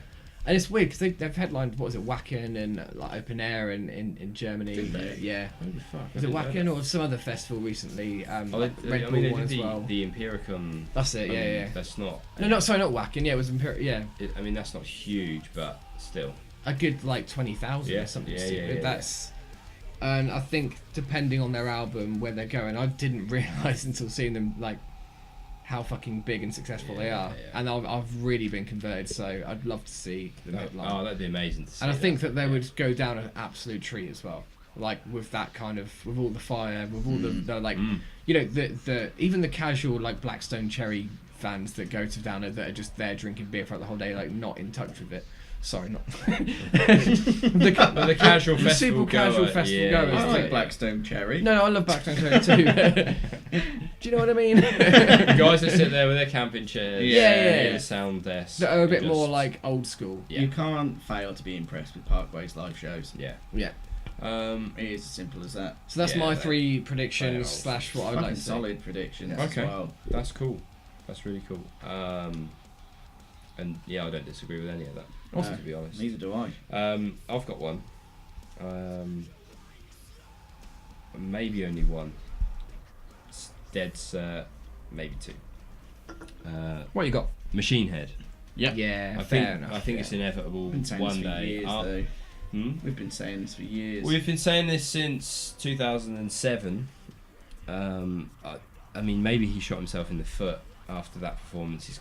He sort of came out in an interview and said, "Yeah, Machine Head are going to be playing at night time. We want to be headlining and bigging himself up." I think maybe the Andy Coppin. It works in rap music, doesn't work in metal so much. Yeah, he was just. I got bitches. He was just a bit like, yeah, you know what, Machine Head, you're not that big yet. But after you've released an album like Black, you know. I think they more than deserve it. They did Bloodstock a couple of years back. No problem whatsoever with that back catalogue, that fan base. I think Machine Head are a more than worthy headliner. Do you reckon maybe another solid album would do I it? just don't know how many solid albums they need to put out. Like they've done the Blackening, followed up by Locust, which was fucking incredible. Through the Ashes was amazing as well. Yeah. Yeah. And their comeback album, wasn't it? Really? Yeah. I mean, Locust was just a fucking massive album. Every song on that was epic. Hells of the Swine, fucking Yeah. The title track Locust. just- I Am Hell. Yeah. It's fucking What a incredible. fucking opener. Yeah. And then following that up with Bloodstone and Bloodstone Diamonds. It's just a fucking amazing thrash metal album. Yeah, I think you bang on here. Actually, yeah. So I mean, they could pull a set out of just epic songs from start to finish. And they got the fire and stuff going on, all the cool backdrops. Rothlin's definitely confident enough to go up there and headline. Yeah. Yeah, matter of time. I'd love to see it. I'd love to see that. Another one, possibly Lamb of God. Don't know if they've got as much of a stage show, maybe presence. Maybe second stage, like where Slayer are this year. Yeah, you could see Lamb of God's name, but maybe as That a, I Have they could not see headlined happening. a second stage before? No. no, they haven't. They've always been mid main stage. They've never been much bigger than that, which surprises me, to be honest. I could see them headlining the second stage. Oh yeah, without a doubt. Maybe pushing it for main festival headliner. But if it did happen, it would definitely be accepted. by the wider, yeah. wider audience. It would. I would love to see it, but I don't see it happening Yeah. at the moment. At the moment, anyway. Right. That I can't think of any more. I mean, Okay. I agree with like all the ones that have been said. I mean, I had more than 3 picks just because there are so many that really could potentially do it. If Bullet released another really solid album, another 2 solid albums maybe. I mean, they were on track for that. I've never seen them as a headliner. Really? Yeah. No. They do play late on festivals now.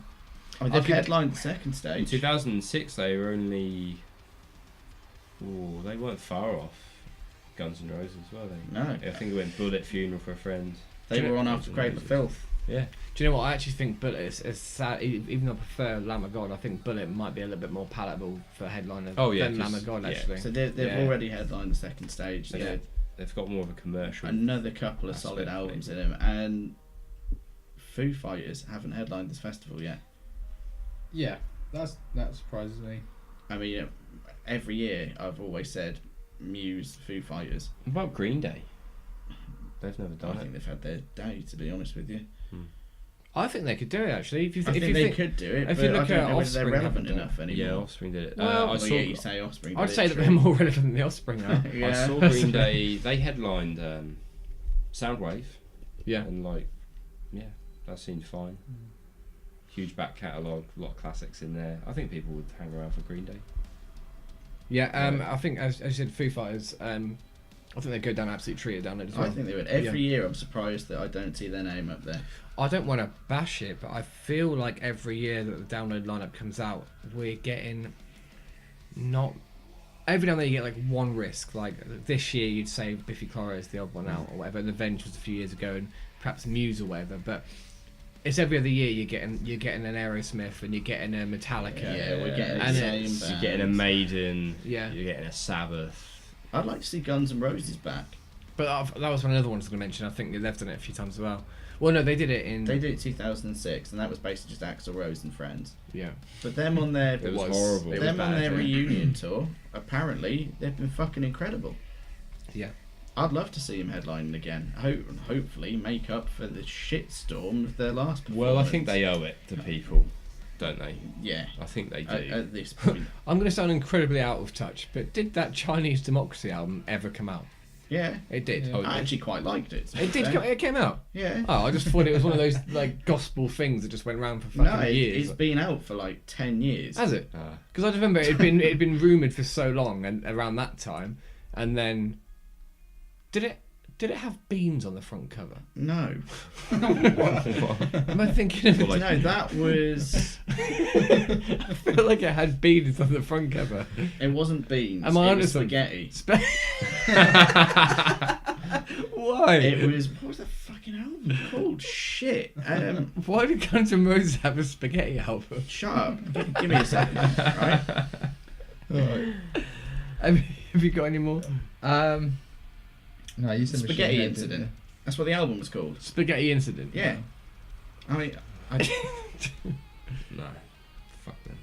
Yeah, I'm not a massive Guns N' Roses fan. Anyone think Trivium one day? Nah. No. That's a bit late. isn't it, I now?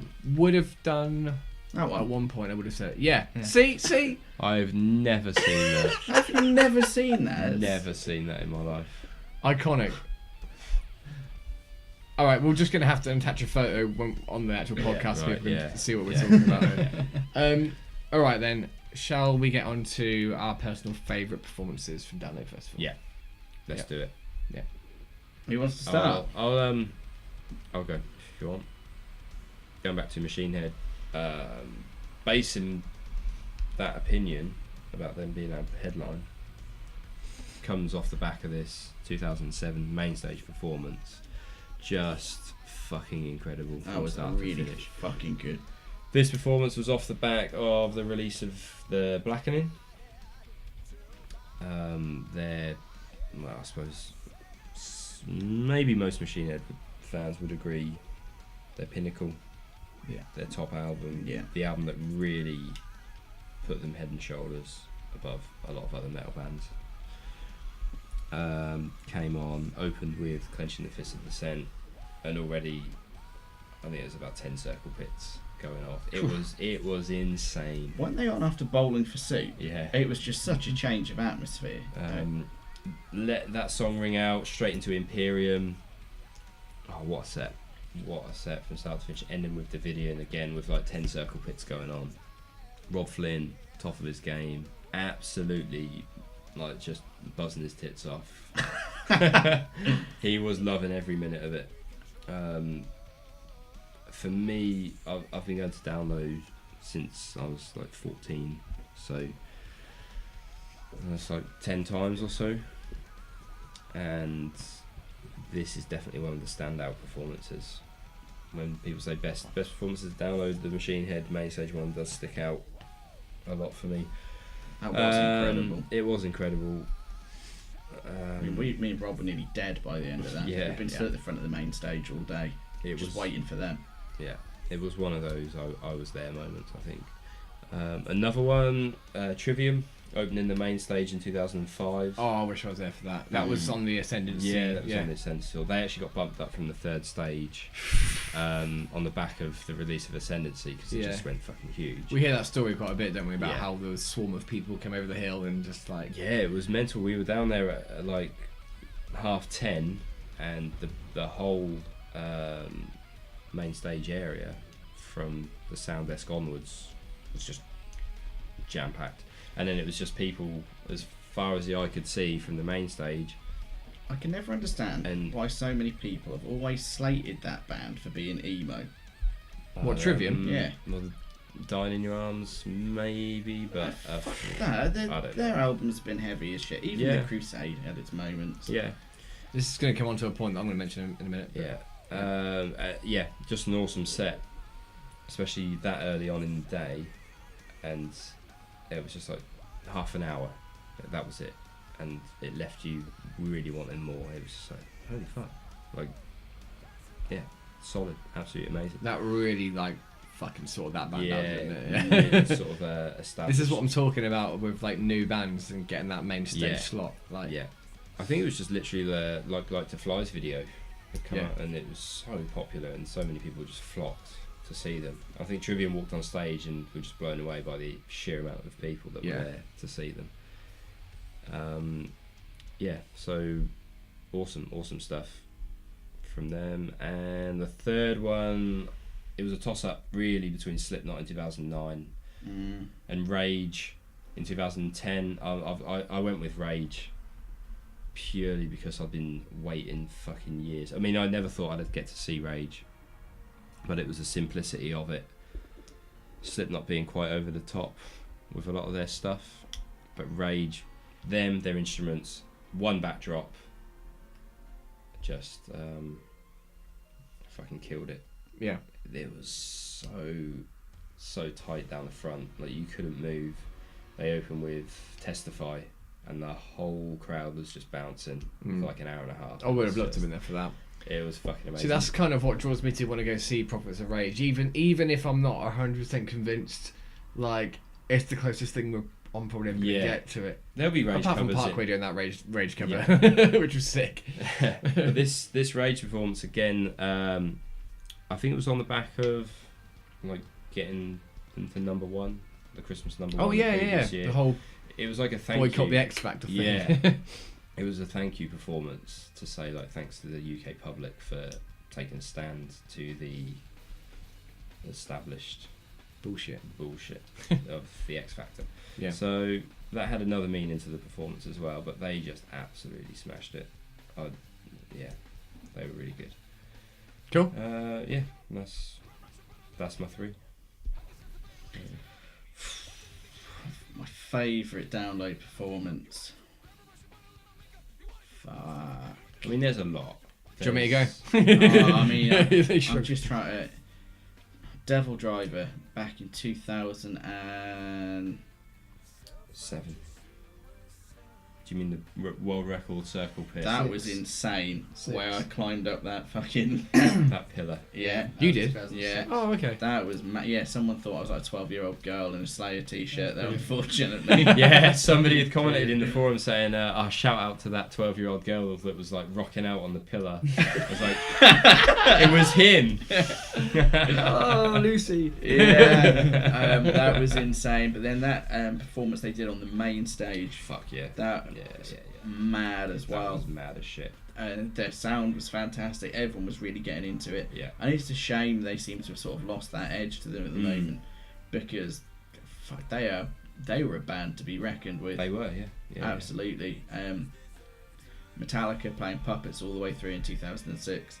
Yeah, fuck yeah. That's a good shout. That was really fucking good as well. That's a good shout. Yeah. Yeah, no, that was a lot of fun. So many songs that, I mean, bearing in mind this was the first time I'd been to the festival, and realistically I hadn't been listening to metal for that long. So getting to hear Puppets all the way through, it's really cool. Like you said, the Machine Head performance, that was incredible. That day, I mean, I'm probably going to get slated for this, but when we saw 30 Seconds to Mars that day... 30 Seconds to Mars, the first time we saw him was fucking incredible. Yeah. So good. The second time, it was a bit wobbly.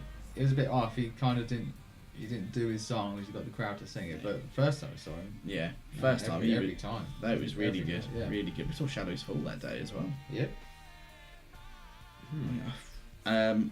One of my all-time favourite download performances, though. Oh no! Right, they were one after the other. Body Count. Ice motherfucking tea, bitch. Okay. Not a band that I would really pay to go and see, but they were really fucking good. Yeah. So loud. Followed up by Andrew WK. Nice. Andrew WK, hands down, best download performance I've been to. Wow. I can't remember the last time I was so happy, to be perfectly honest. Right, so this sort of raises the point of what makes like the performance good and highly rated in your opinion, and it's just reminded me of a moment where I think, alright, those performances I've just mentioned were the best that I've stood and witnessed, but I think the most fun I've ever had in a crowd is probably the Wild Hearts. Oh yeah, that was incredible. That was brilliant. So I mean, if it's like, not nailed down, just we want it on It's not stage. nailed down, I want it up here. Bag of pasta. That bag of pasta that landed next to us and just split, and we're grabbing handfuls of pasta off the A floor. toilet seat. Nickelback fan. Nickelback fan, yeah. Holy shit. Who was on before them? Elliot Minor. Do you remember them? And someone threw a frisbee at him. I mean, mid-song, Just Ginge cracked from the him. Wild Hearts just caught an egg in mid-air. Yeah. And just put it down and started playing again. It was just... Wild I Hearts. mean, they got cut off early because people started ripping up the protection. the cable covers. The cable covers. It was Yeah, like, if it's not nailed madness. down, I want it in the air. And it was just carnage for a whole lot. I think I've heard you talk about this before. It was amazing. It was so cool, yeah. But you're right though. What constitutes like the best performance? Is it something that you stood and witnessed, or is it like for me where it's Andrew WK? It's just because I've had so much fun. I would love to Because see it might be... Body Count were on before him. Like from Andrew WK, it could be the sloppiest performance, but it doesn't matter because it's Andrew WK and you're going mental. It's the vibe, it's the like, party it's the atmosphere. vibe, yeah. So, Yeah. Who you got for us, Rob? I've got more of sections than actual bands. I mean, Moments. Friday 2006, Throwdown Gojira Bleeding Through, and then Oh yes, yeah, right at the front for that, weren't we? Fuck yeah, that was. Getting the mic from Brandon at the front of the They second were- stage as well. They were so Oh good. shit, I forgot about that. The ones probably that stand out to me more on that year, which was probably my favourite year, were Yeah. Atreyu. Yeah, I was Yeah. with Fucking you. awesome. We were there. Yeah, We I were lost my together, shoe. weren't in the pit. We've all Um, been there. Atreyu, Cody You Cambria, in a tent. who I thought were fucking awesome. Yeah. But I think the best one was Tool. Yeah, Really? Watching Mm. Tool do their thing, yeah. That was such a bizarre show, wasn't Yeah. it? That was I really fucking like that. Did I they have remember- like giant posts on stage that just like blared out lights? Yeah. yeah. I So remember many being lights. really unfazed and uninterested, which annoys me because it was just so above my appreciation at that age. You know what I mean? At the time, I was just, I don't know who these guys are. Yeah. Going back, I think the bands that I saw then, I think my weekend would probably be a lot different now. Yeah. And As I Lay Dying on the 2007 on the Saturday. Yeah. Remember? Was they opening the main stage? No, In the they're 10? on- Yeah. That was weird. They were on the third stage. Yeah. Yeah, again, Blood Simple, Bring Me the Horizon, and then As I Lay Dying. Oh, Blood Simple, I remember those, yeah. They were cool. Mm. They were really Yeah, cool. like just sections of that are what stick in my mind more than a one-off show. Throwdown both times, 2008, where actually Bleeding Someone Through. Rage got kicked in the face by him. Oh yeah. Yeah, it's like chipped their nose. Yeah. Bleeding Through, the time they got a circle pit going Around around the ice cream van. Well, it was around the sound tent. Yeah, that's right. So you yeah. had like what we With mentioned which had the earlier, ice like- cream truck behind Yeah. it. Guy looked terrified. You had the casual festival goers sitting in their camping chairs. Was that Bleeding Through? Was it? Yeah. Because Yeah. I remember we done like a Wall of Death, which was like massive, and they're just running the backwards and forwards. Well, I just remember the look on these people's faces as they're sitting Oh. there just chilling, way back from the pit, going, "Yeah, we're safe here." All of a sudden, like A wall of 1,000 people fucking running at them. Thing is, though, when The a circle, cameras were going flying. Like, it was, honestly, it was fucking carnage back there. when a circle pit is that big, though, I find it's less intimidating and more just funny. Yeah, Because you're just going for a but- jog, really. I mean, we were running around people that were just sitting in their camping chairs, gripping it in fear. Just like, what the fuck is going on? And then that guy in the ice cream van, he didn't know what was going on. Airborne on the second stage, 2008. Mm. That was the first time he climbed the rigging, wasn't it, to put that flag up? But the Yeah. second stage they've got now, when it was raining, Yeah. and he fucking climbed that, and we were stood there going, we're He's going gonna to die, witness he's a gonna death. die. Yeah. We're going to actually witness And then a death. the following year they played, they boarded up. the Yeah, fucking, so that he couldn't climb the he fucking thing. climbed it anyway, didn't he? He found another way. Mad bastard. Is he going to do the main? He's going to scale the main stage. This Wouldn't put year. it past him. You got any more, Rob? No, I think they're the ones that stick in my brain more than anything. Fucking So- good choices, though. Yeah. Right. There's so many. There's so many. My first download experience. God, we're getting through, aren't we? My first download We experience. knew it was going to be a long Yeah. one. 2004. I've suddenly had a change of heart. Okay, well, I need to get it needs to get mentioned. This isn't the main one, but I have to mention Damage Plan. Mm. Just to say that we've seen Dimebag live, for me, Yeah. is like such a special thing. I remember him Lucky putting out this bastards. this guitar solo with his mirror guitar Oh that he man, had. yeah. And it was like nothing I've ever heard before. But they were, He was squealing fucking that good. fucking thing, wasn't yeah. It'd just be rude not to mention it, but the one from that year being at the very, very front of the barrier for Metallica. I've seen Metallica 3 times now. First time at Earls Court, that was the second time I saw them. That was the best time I saw them. Lars Ulrich was ill, he? and they came out on stage about Dave. 20 minutes before they were supposed to start, Oh yeah. and they had a shorter set for it.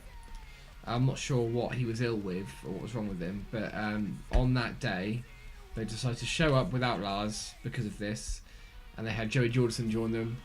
They Well, it had was- Dave yeah, Lombardo Dave from Lombardo Slayer, and the drum tech. yeah, and the drum believe, tech, yeah. all filling in, which they were all jamming backstage last minute to get it all sorted, and that was, for me, as a live experience at that point, such a pivotal moment because it was fucking loud for one. Yeah. It sounded unbelievable, and I remember being at that barrier and looking across the crowd to my left. I was like sort of to the right, and it sort of like curved in, like, and as it just suddenly got dark, and just like the view of the stage being that close, and just how great it sounded, and just the intensity of it all was Yeah. just such a like pivotal moment Yeah. it was something fucking special. We had to leave a little bit early for that, and Yeah. we could just hear Enter Sandman way off in Yeah. the distance.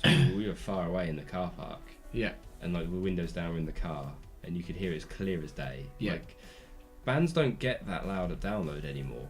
I was Really? right at the very back for Sabbath in 2012, I think it was, and you could barely hear them. yeah. And I was like, I'm pretty sure I was in the car park in 2004 listening to Enter Sandman. Something about that performance was fucking It loud. was so fucking loud. Yeah. Like, just don't know if they reach those levels of volume anymore. But Yeah, that Yeah, was not that, now Lemmy's dead. Oh yeah. God rest his soul. 2006, Avenged Sevenfold main stage Oh, yeah. on the City of Evil tour. Yeah, man. Why this was so important was they were like 4th or 5th on the main stage.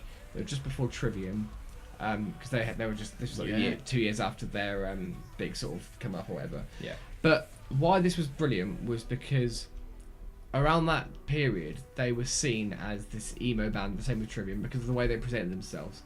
And everyone was expecting them to come on stage and play this wide music. They actually got a lot of boos when they first started, and people were like, "Nah, I'm not here for this. I want to see some fucking Slayer or whatever." And they came out, and the amount of heads that were turned that were just like, "What the fuck? These guys can play their asses off." I remember Sinister doing this guitar solo, and it was like they knew it as well. They came out and they played all their thrashiest songs like "Burn It Down" and "City of Evil," like "Trashed and Scattered," like quite "Eternal Rest," like. They don't play those songs anymore, and they did a cover of "Walk" by Pantera as well. And it was just, you just saw everybody like being like, "Oh fucking hell, these guys aren't messing." Like, Yeah. And I was saying, like, I remember we had a discussion a few weeks ago about Avenged. I said on Waking the Fallen, one day these guys are going to be download headliners, and I know that seems ridiculous back then, but lo and behold, here they are. So that was just great to just see the like smirks turn around and everyone just be like, "Okay, I like this band." They're not My Chemical Romance, as you think they are. And then the last one was completely a bit of a shock, was in 2008, Pendulum. Yeah, shit. Yeah. Why this was awesome was because Bullet were playing on their Scream Aim Fire tour, and Pendulum were on the second stage at the same time with the Clash. The fucking amount of people that left that main stage to go to the Concrete second stage. Yeah. And it was a flock of people. Pendulum were wasn't it? great because they were on their second album and they were like at their peak at this point really, and they were playing live instruments, but it was all sort of like samples, and it sounded like a lot of people expected it just to be like a DJ or whatever, like just a typical drum and bass gig, but it was so much more. And the whole place was going fucking ape shit. It was nuts. And I remember it just being a completely absolute blast. Like, and I wasn't even that pissed. And then to go from that to go and then go watch Incubus, who are one of my favourite bands, which is just a complete like wavy, chill come down afterwards, was just bloody lovely. So, yeah, that was cool. Yeah, that was. I think really you guys were all cool. there for that, weren't you? Yeah, I wasn't. Yeah. I wasn't a Pendulum fan, to be found. Not still really. You would have loved it though. You really I probably would have done. enjoyed it. Yeah. But was that on the Hold Your Colour like run? No, I can't remember what the name of the second album is. It's very spacey. In something. I can't remember. I know the one you mean. In Erto or something. What is it? I don't know. Anyway, that's all of our great Top moments. moments. Actually, can I just say, right? But I don't think we've mentioned it on the podcast before, but one of my all-time favourite download moments is getting halfway up a hill for Fisher to tell me that he had lost his shoe, and I looked at him, I was like, "You went to kick that tent, didn't you, Fisher?" And that his drunk ass just looked at me and went, "Yeah." It's like, "Your shoe went in the tent, didn't it, Fisher?" Yeah. Back down the hill we go. Luckily, they've left his shoe outside for him. Fucking idiot. How courteous. Yeah. Well, I'm growing out of kicking tents. Mistakes were made. Many mistakes were made. We could Piss do this in my all day. tent. Yeah, we could go on. Right. Shall we get on to the game? Yeah. Cool. So this week we tried to pick bands that are playing at Download that we hadn't heard before. Yeah. To try and sell to the other guys. How did we feel it went?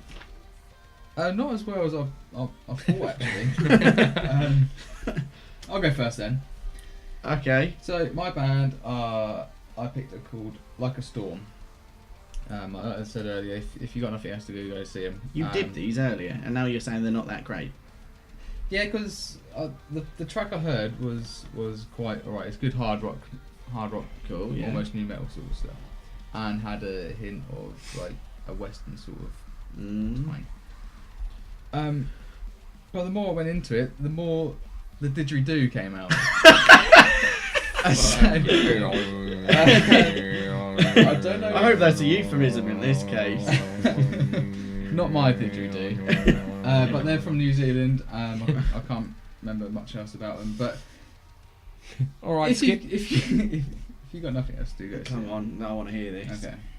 Is there a didgeridoo in it?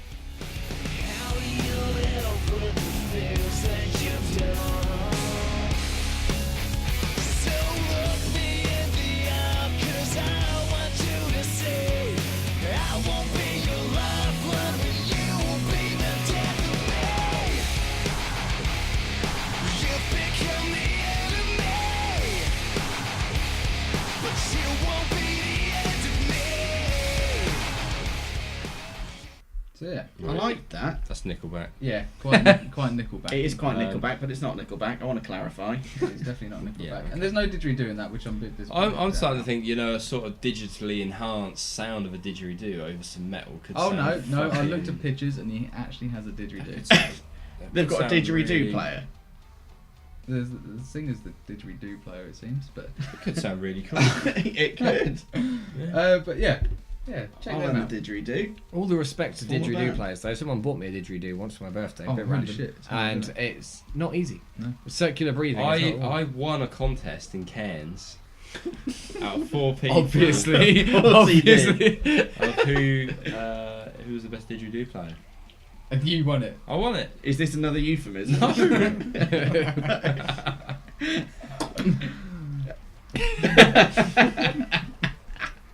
Alright, so what are our Right. verdicts on that then? I thought that was quite cool. Yeah, I mean, I can't remember where they were on the set, but Fourth stage somewhere. yeah, check them out. Johnson. There you go. That's my pick. Alright. Cool. Who wants to go next? Okay, right. I'm going to lower the tone a little bit.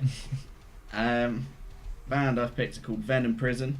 They are a doom thrash black metal band from the UK.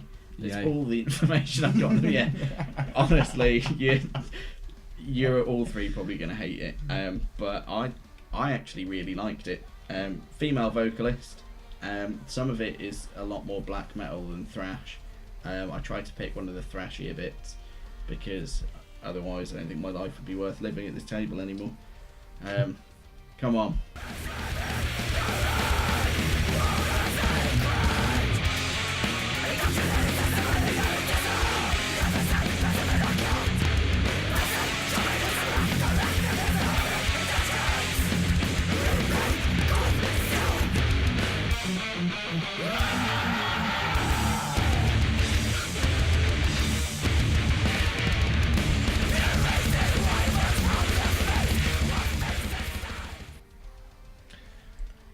Bit on the sloppy side, I thought, wasn't it? It was very difficult to pick a 30-second clip because, especially from that song, because it changes so much. Like the last minute is just a really slow instrumental. Mm. Yeah, I mean, I like a good songs to change it up. I mean, that was a lot to absorb. Yeah, 'Cause it felt like it was that was going more prog than any somewhere. of our Like prog you picks, had wasn't some real Slayer, Rain in Blood type stuff, Yeah. and then it just went mental. I again. couldn't remember which clip I picked, and I actually thought at the end of that clip it went into a really slower beat, and it's almost like a mini breakdown. But that obviously isn't the clip that I picked. They are a fairly extreme band. I might check them out on Friday. Yeah, if there's literally nothing else to do. Carl's listening. Hey, Carl. Little shout out there, yeah. Yeah, who wants to go next then? Go on then. Go on then. I'll have a go. You'll have a go. My band, The Charm, The Fury. Yeah, this song is called No End in Sight. These guys are playing down on the 4th stage. Yeah, give them a listen, see what you think.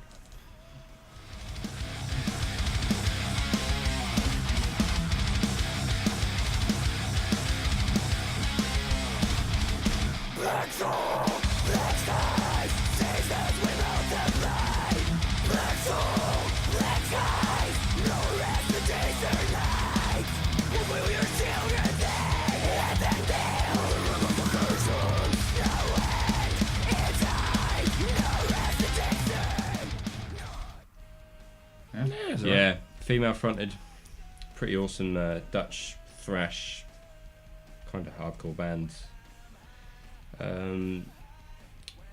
As I was researching the 30-second clip, and sort of going through their back catalogue, discovered that they're half decent. They're all right. Yeah, no, Yeah. They are. I heard a couple of tracks earlier without realising it was them. Yeah. I was really impressed with what I heard. Yeah, they've definitely got more good metalcore stuff than they have the weird side of them. They seem to have two sides to them, but they've definitely got, especially in the album before this. I mean, that album, The Sick, Dumb and Happy, was pretty solid, but the one before was a lot more metalcore thrash based, whereas this one does go a bit strange in places, a bit kind of maybe like OTIP. Yeah. Yeah. But less similar. feminist, perhaps. Maybe. But yeah, maybe I'll go check them out. But you know, OTEP are all of the feminists. So. I'm out of the loop here. But I found this one a bit difficult because you've literally just got a list of names to essentially pick from with nothing to go on whatsoever. Like, I thought, alright, I want to find a heavy band. I'm going to look up Brutai. Like, because it just looks like the word brutal. No. Don't judge a name on. There's a lot of punk bands playing this year, it turns out. And classic rock. I found a lot of that. But yeah, you can't judge a band on its name at all. No. It just doesn't work. It really doesn't. This was pot luck. Really just hoping for the best. Okay. So, yeah, I was quite happy. I was quite happy with that choice in the end. So yeah. What you got for us, boy? Walk on home, boy. I feel like you could probably judge my band by their name a little bit. Yeah. Grove Street Families. Now, that name stood out to me straight away, being a GTA fan. Grand Theft Auto. Grove Street being the name of the street that good old CJ is from San Andreas. Down to the point that I thought this was just a weird coincidence, but then looking at their EPs, this song's called The Right to Remain Violent from the Last Venturas EP. So, I don't think I got that. really? No. What have we got? The story so far. Oh, he changed it. Oh, did you? Yeah. Oh, shit. Oh, balls. All right then. Okay, switch up. Oh, yeah, got this. Story so far. What I've heard, Grove Street Families, they're out and out hardcore. Yeah. Yeah. Down to, like, it's basically based on Grand Theft Auto, which is brilliant as like a massive fan. And on their biography on Facebook, it says there that they were born in, that they originated in 92, which is when San Andreas was set. So I'd like to see if their lyrics are relevant as well. Anyway, all right then, story so far. Yeah, sorry about that. Record. I sort of chucked this band forward because they're a band that I heard one song before. Really good pop punk band. Bit more on the lines of 4 Year Strong and Set Your Goals, who are also really, really good. A little bit more of a like hardcore edge to them, but without being too heavy. What songs did I go for? From the album I Can't Change What You Don't See. Yeah. I've not got the notes here because I changed it, but yeah, play it.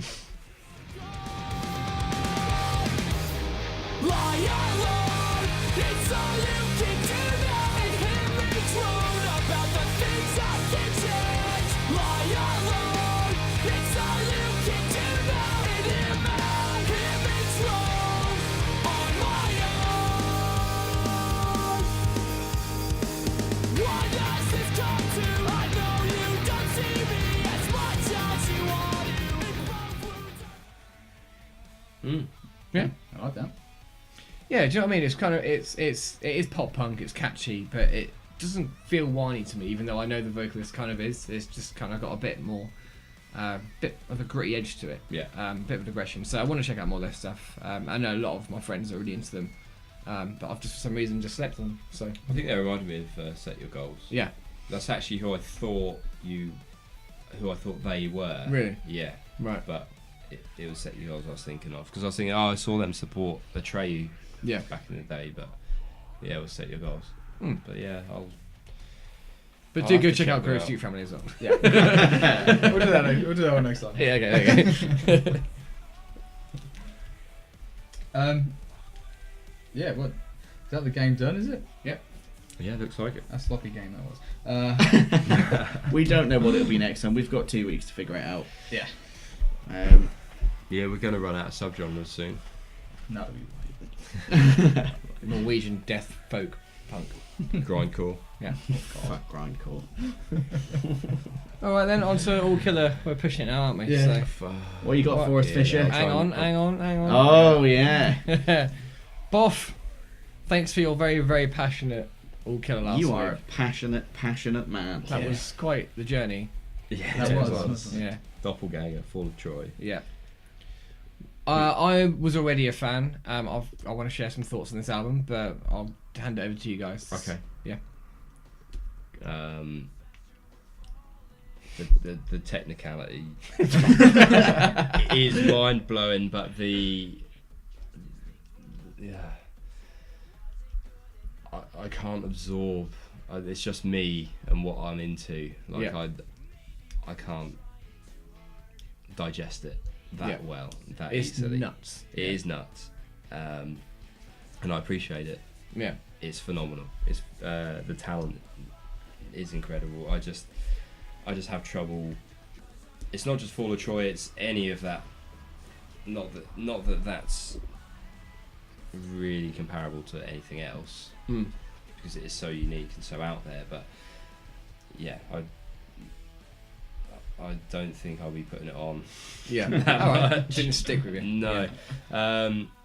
Maybe I just need to get my head around it more, because it just reminds me of the first time I ever heard like heavy metal and being like, oh, holy fucking shit, that's complex. And now I listen to it and it's just easy listening almost.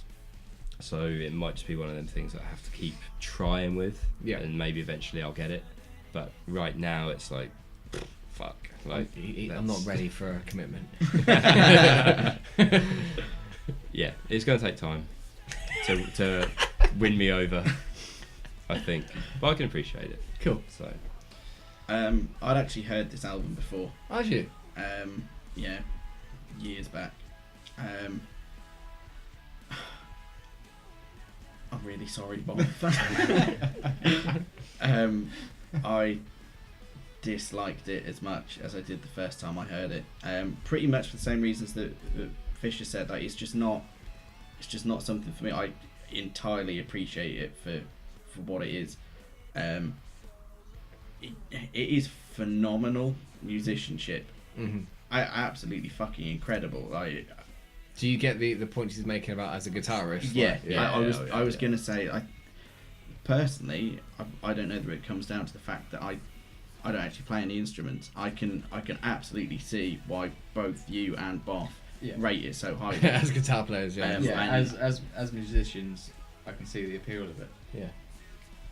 I can't, I don't even think his passion for this album is overrated at all. Like, I can see why it completely changed his life, and massively appreciate that. It just isn't for me. Yeah. And it's not often I sit here and say that. Normally I just slate an album that I don't like and be like, nah, it's shit. It's not shit. Yeah. It is ridiculously talented. I just can't digest that shit.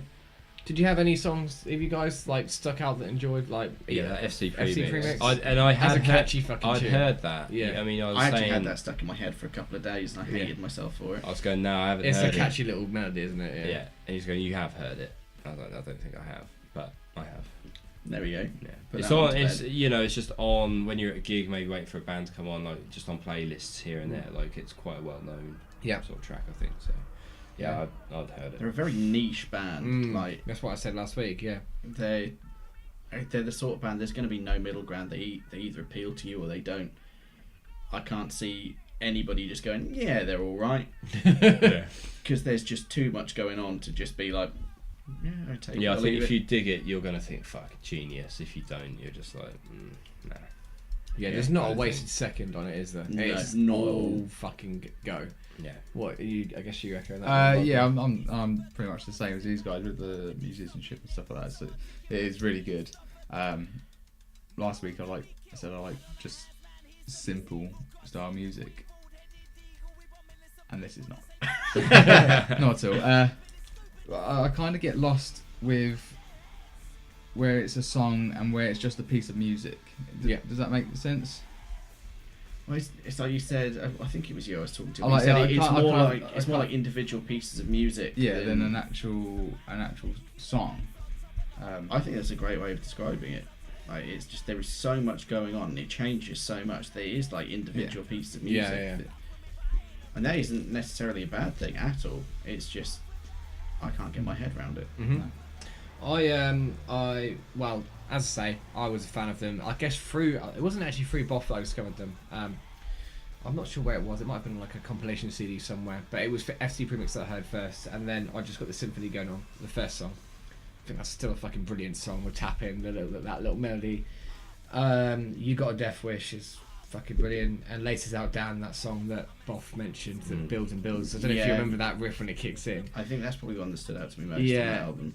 But it's so unique. It really is. There's nothing like them. There's a lot of tech bands that have come and been inspired by them since, and it is a shame that they're not more well known. But I think it is a matter of, just not to sound like a hipster dickhead, but like it's one of those things where if you weren't there, if you weren't discovering it as it was happening at the time, going back to it now, is a lot of the times I try and show music to people. It's like if you weren't there, you're not going to get it now. You have to have been there at the time.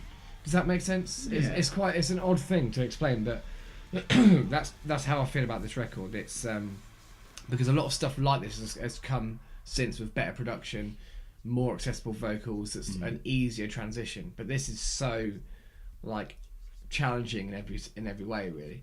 I enjoyed the fuck out of it, listening to it again, but I disagree with Boff about this being. I think he said this is his favourite album by them, but I actually preferred Manipulator, the second album they put out. And then obviously, did you listen to the concept stuff that I linked to you, even with the stupid long? Because it's much less intense and more chilled out. It's still tech, it's still crazy, but it's much more maybe accessible, refined. Yeah. Bit, yeah. But their second album, Manipulator, similar raw production, but just in my opinion, better songs. Like still nuts, still impressive and crazy, but just like bigger choruses. And I mean, what did you think of the vocals? Because it is like weird. I couldn't get on with the vocals. Yeah, that it's really raspy, and then it's really the one bit that I couldn't appreciate for what it was. Like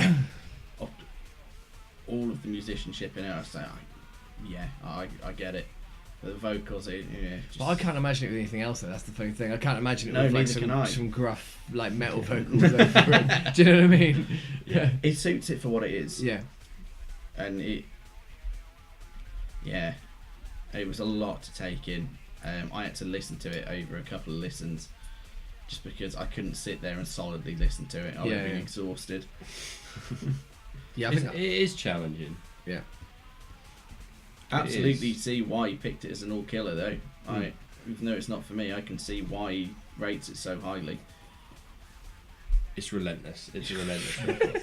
We all sound knackered talking about it. Wow. Cheers to the challenge, Bob. Appreciate it. Yeah. Okay, well, I suppose speaking of relentless records, my all killer is The Last Kind Words by Devil Driver.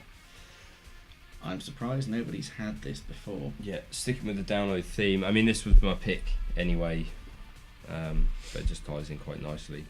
This album,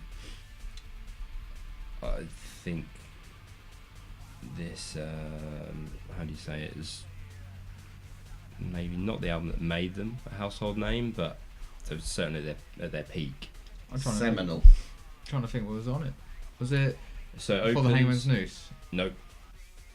That What am I thinking? was Last Kind Words was Not All Who Wander Are Lost, Yeah. Clouds Over Oh, California. yeah. Horn of Betrayal, Burning Sermon.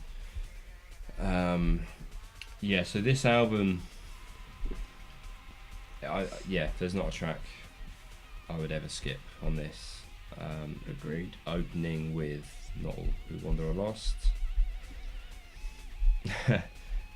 I just think, wow, where do I start?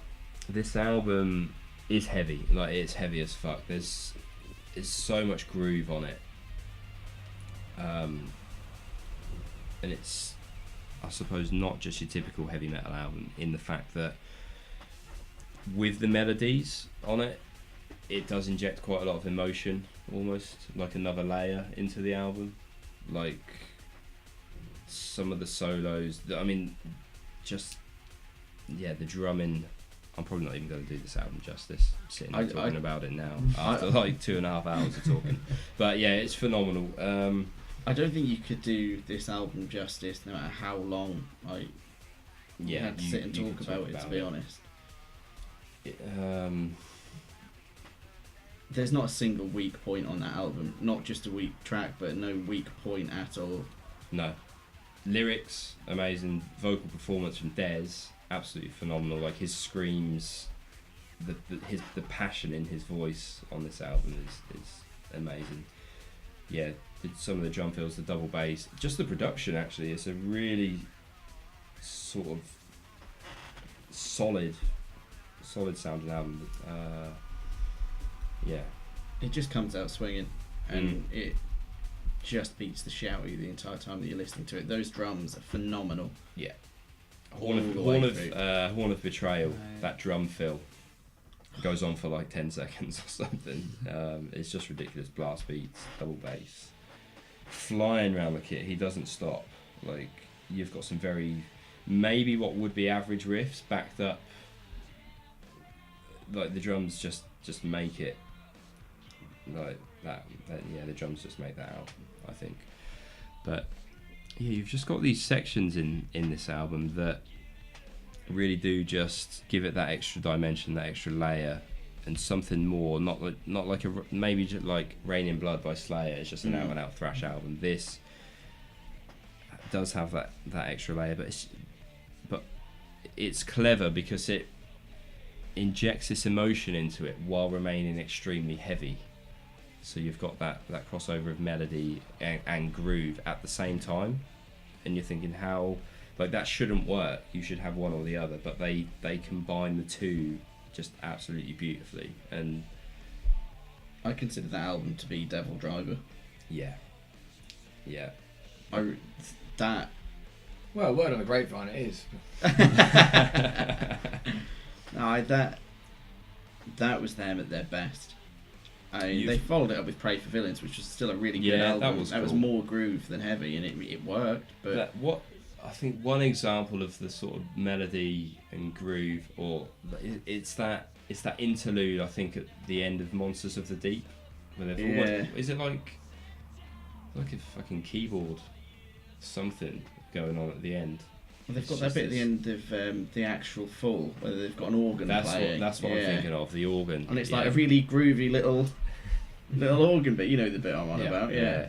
No, just a really cool album. Definitely at the peak of Devil Driver's career there. Absolutely. I'm ashamed to put my hands up and say this is the same thing as American Head Charge. I've heard the odd bits and bobs, but never listened to a full album. Are you kidding me? You've never heard The Last Kind Words? Nope.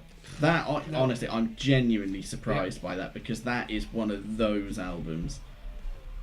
The amount you guys talk about them, I know. Yeah. I know I like them. Yeah, seriously. It was stick after it on. that album that I got my Devil Driver tattoo. Actually, Yeah. Oh man, Incredible. you are in for a fucking treat if you've not heard this album before. Yeah, I'm jealous because like I would love to rediscover this album. Right. Yeah. Do you know which tracks you've heard off of this album before? If you heard Clouds Over I California. couldn't name a single Oh, Devil Driver track. fuck. Sorry. So what have you got? But I know that I've heard plenty over the years. You've got Not All Who Wander Are Lost as the opening track, straight into Clouds Over California. Which? Then those two. Those two. Yeah. You're just like, holy shit. You need to listen to it loud. I mean, those two are the singles and probably a lot of people's favourites, and they're the ones they play live off of it the most and whatever. But there is a lot more to this album than just those two tracks. It goes into Horn of Betrayal. Fucking excellent song. Head Over Heartache? No. Head On to Heartache. Head On to Heartache. Yeah, then into... You got Burning Sermon on You got there. Burning Sermon, which is just pure circle pit music. Like, it just makes you want to just run around and go nuts. Monsters of the Deep, The Axe Shall Fall. Yeah, just amazing. I'm jealous. Amazing metal music. Melody, groove, killer solos, pounding double bass, blast beats, drum fills everywhere. Neatly little package riffs. Some really good picking. It is a band at its best. Lots of triplets everywhere. Just, yeah, awesome. Fuck, I can't wait to re-listen to this album, actually. It's been a little while since I've listened to it, and every time I listen to it, it is a genuine treat. That bit where the double bass kicks in and Not All Who Wander Are Lost, like, leading up to the solo, that little bridge bit. Yeah. First time you hear that Spanish, I think You're you gonna enjoy it. jizz everywhere, my friend. You're gonna need to clean your car out by the time you get home. Yeah, play it loud. Cool. Download. If you're still listening out there and you're still with us, please do the same. Yeah. Because there's no other way to listen to this album actually, No. other than Loud. loud. Yeah. It actually doesn't let you. No, it won't let you. Really great feature. Oh, Please right. turn up. Okay, now. Well, we didn't quite get as far as the That's Not Metal podcast at 3.5 hours, but I think we've done well. Jesus Christ. Yeah, I mean, I'm tired. I've had a lot of fucking fun with this. Yeah. Download festival, bitches. Yeah, I'm excited. Yeah. I'm fucking stoked to be going, even just for one day, just to be going for after 9 years. I'm really excited. It's that feeling Yeah. you get in the morning. You walk over the hill and you see the sea of people. Like, Yeah. you can't beat that. There it is, the main stage. That is what is going to keep me going for the next few days. Oh, man. Yeah. So, we will see you On all. the edge of destruction. The rest of the year is abysmal. Fucking it, it's got Christmas and all that shit. Yeah, so we'll see you guys in a couple of weeks. Yeah. Because we're going to go get drunk in a field. Yeah. And before then, we'll see it download then. Yeah. Cool. Yeah, Cool. all 19 of you. Come find us and say hello. We'll have a party. Well, no, 15 of you because we're 4 of us. Oh, yeah. We're a family. There We you go. don't care. Yeah. Right. Thank you Cool. guys. Yeah. Thanks for listening. I'm fucked now. Yeah, I'm tired. Right. See ya. See you later. Bye. Goodbye. Bye.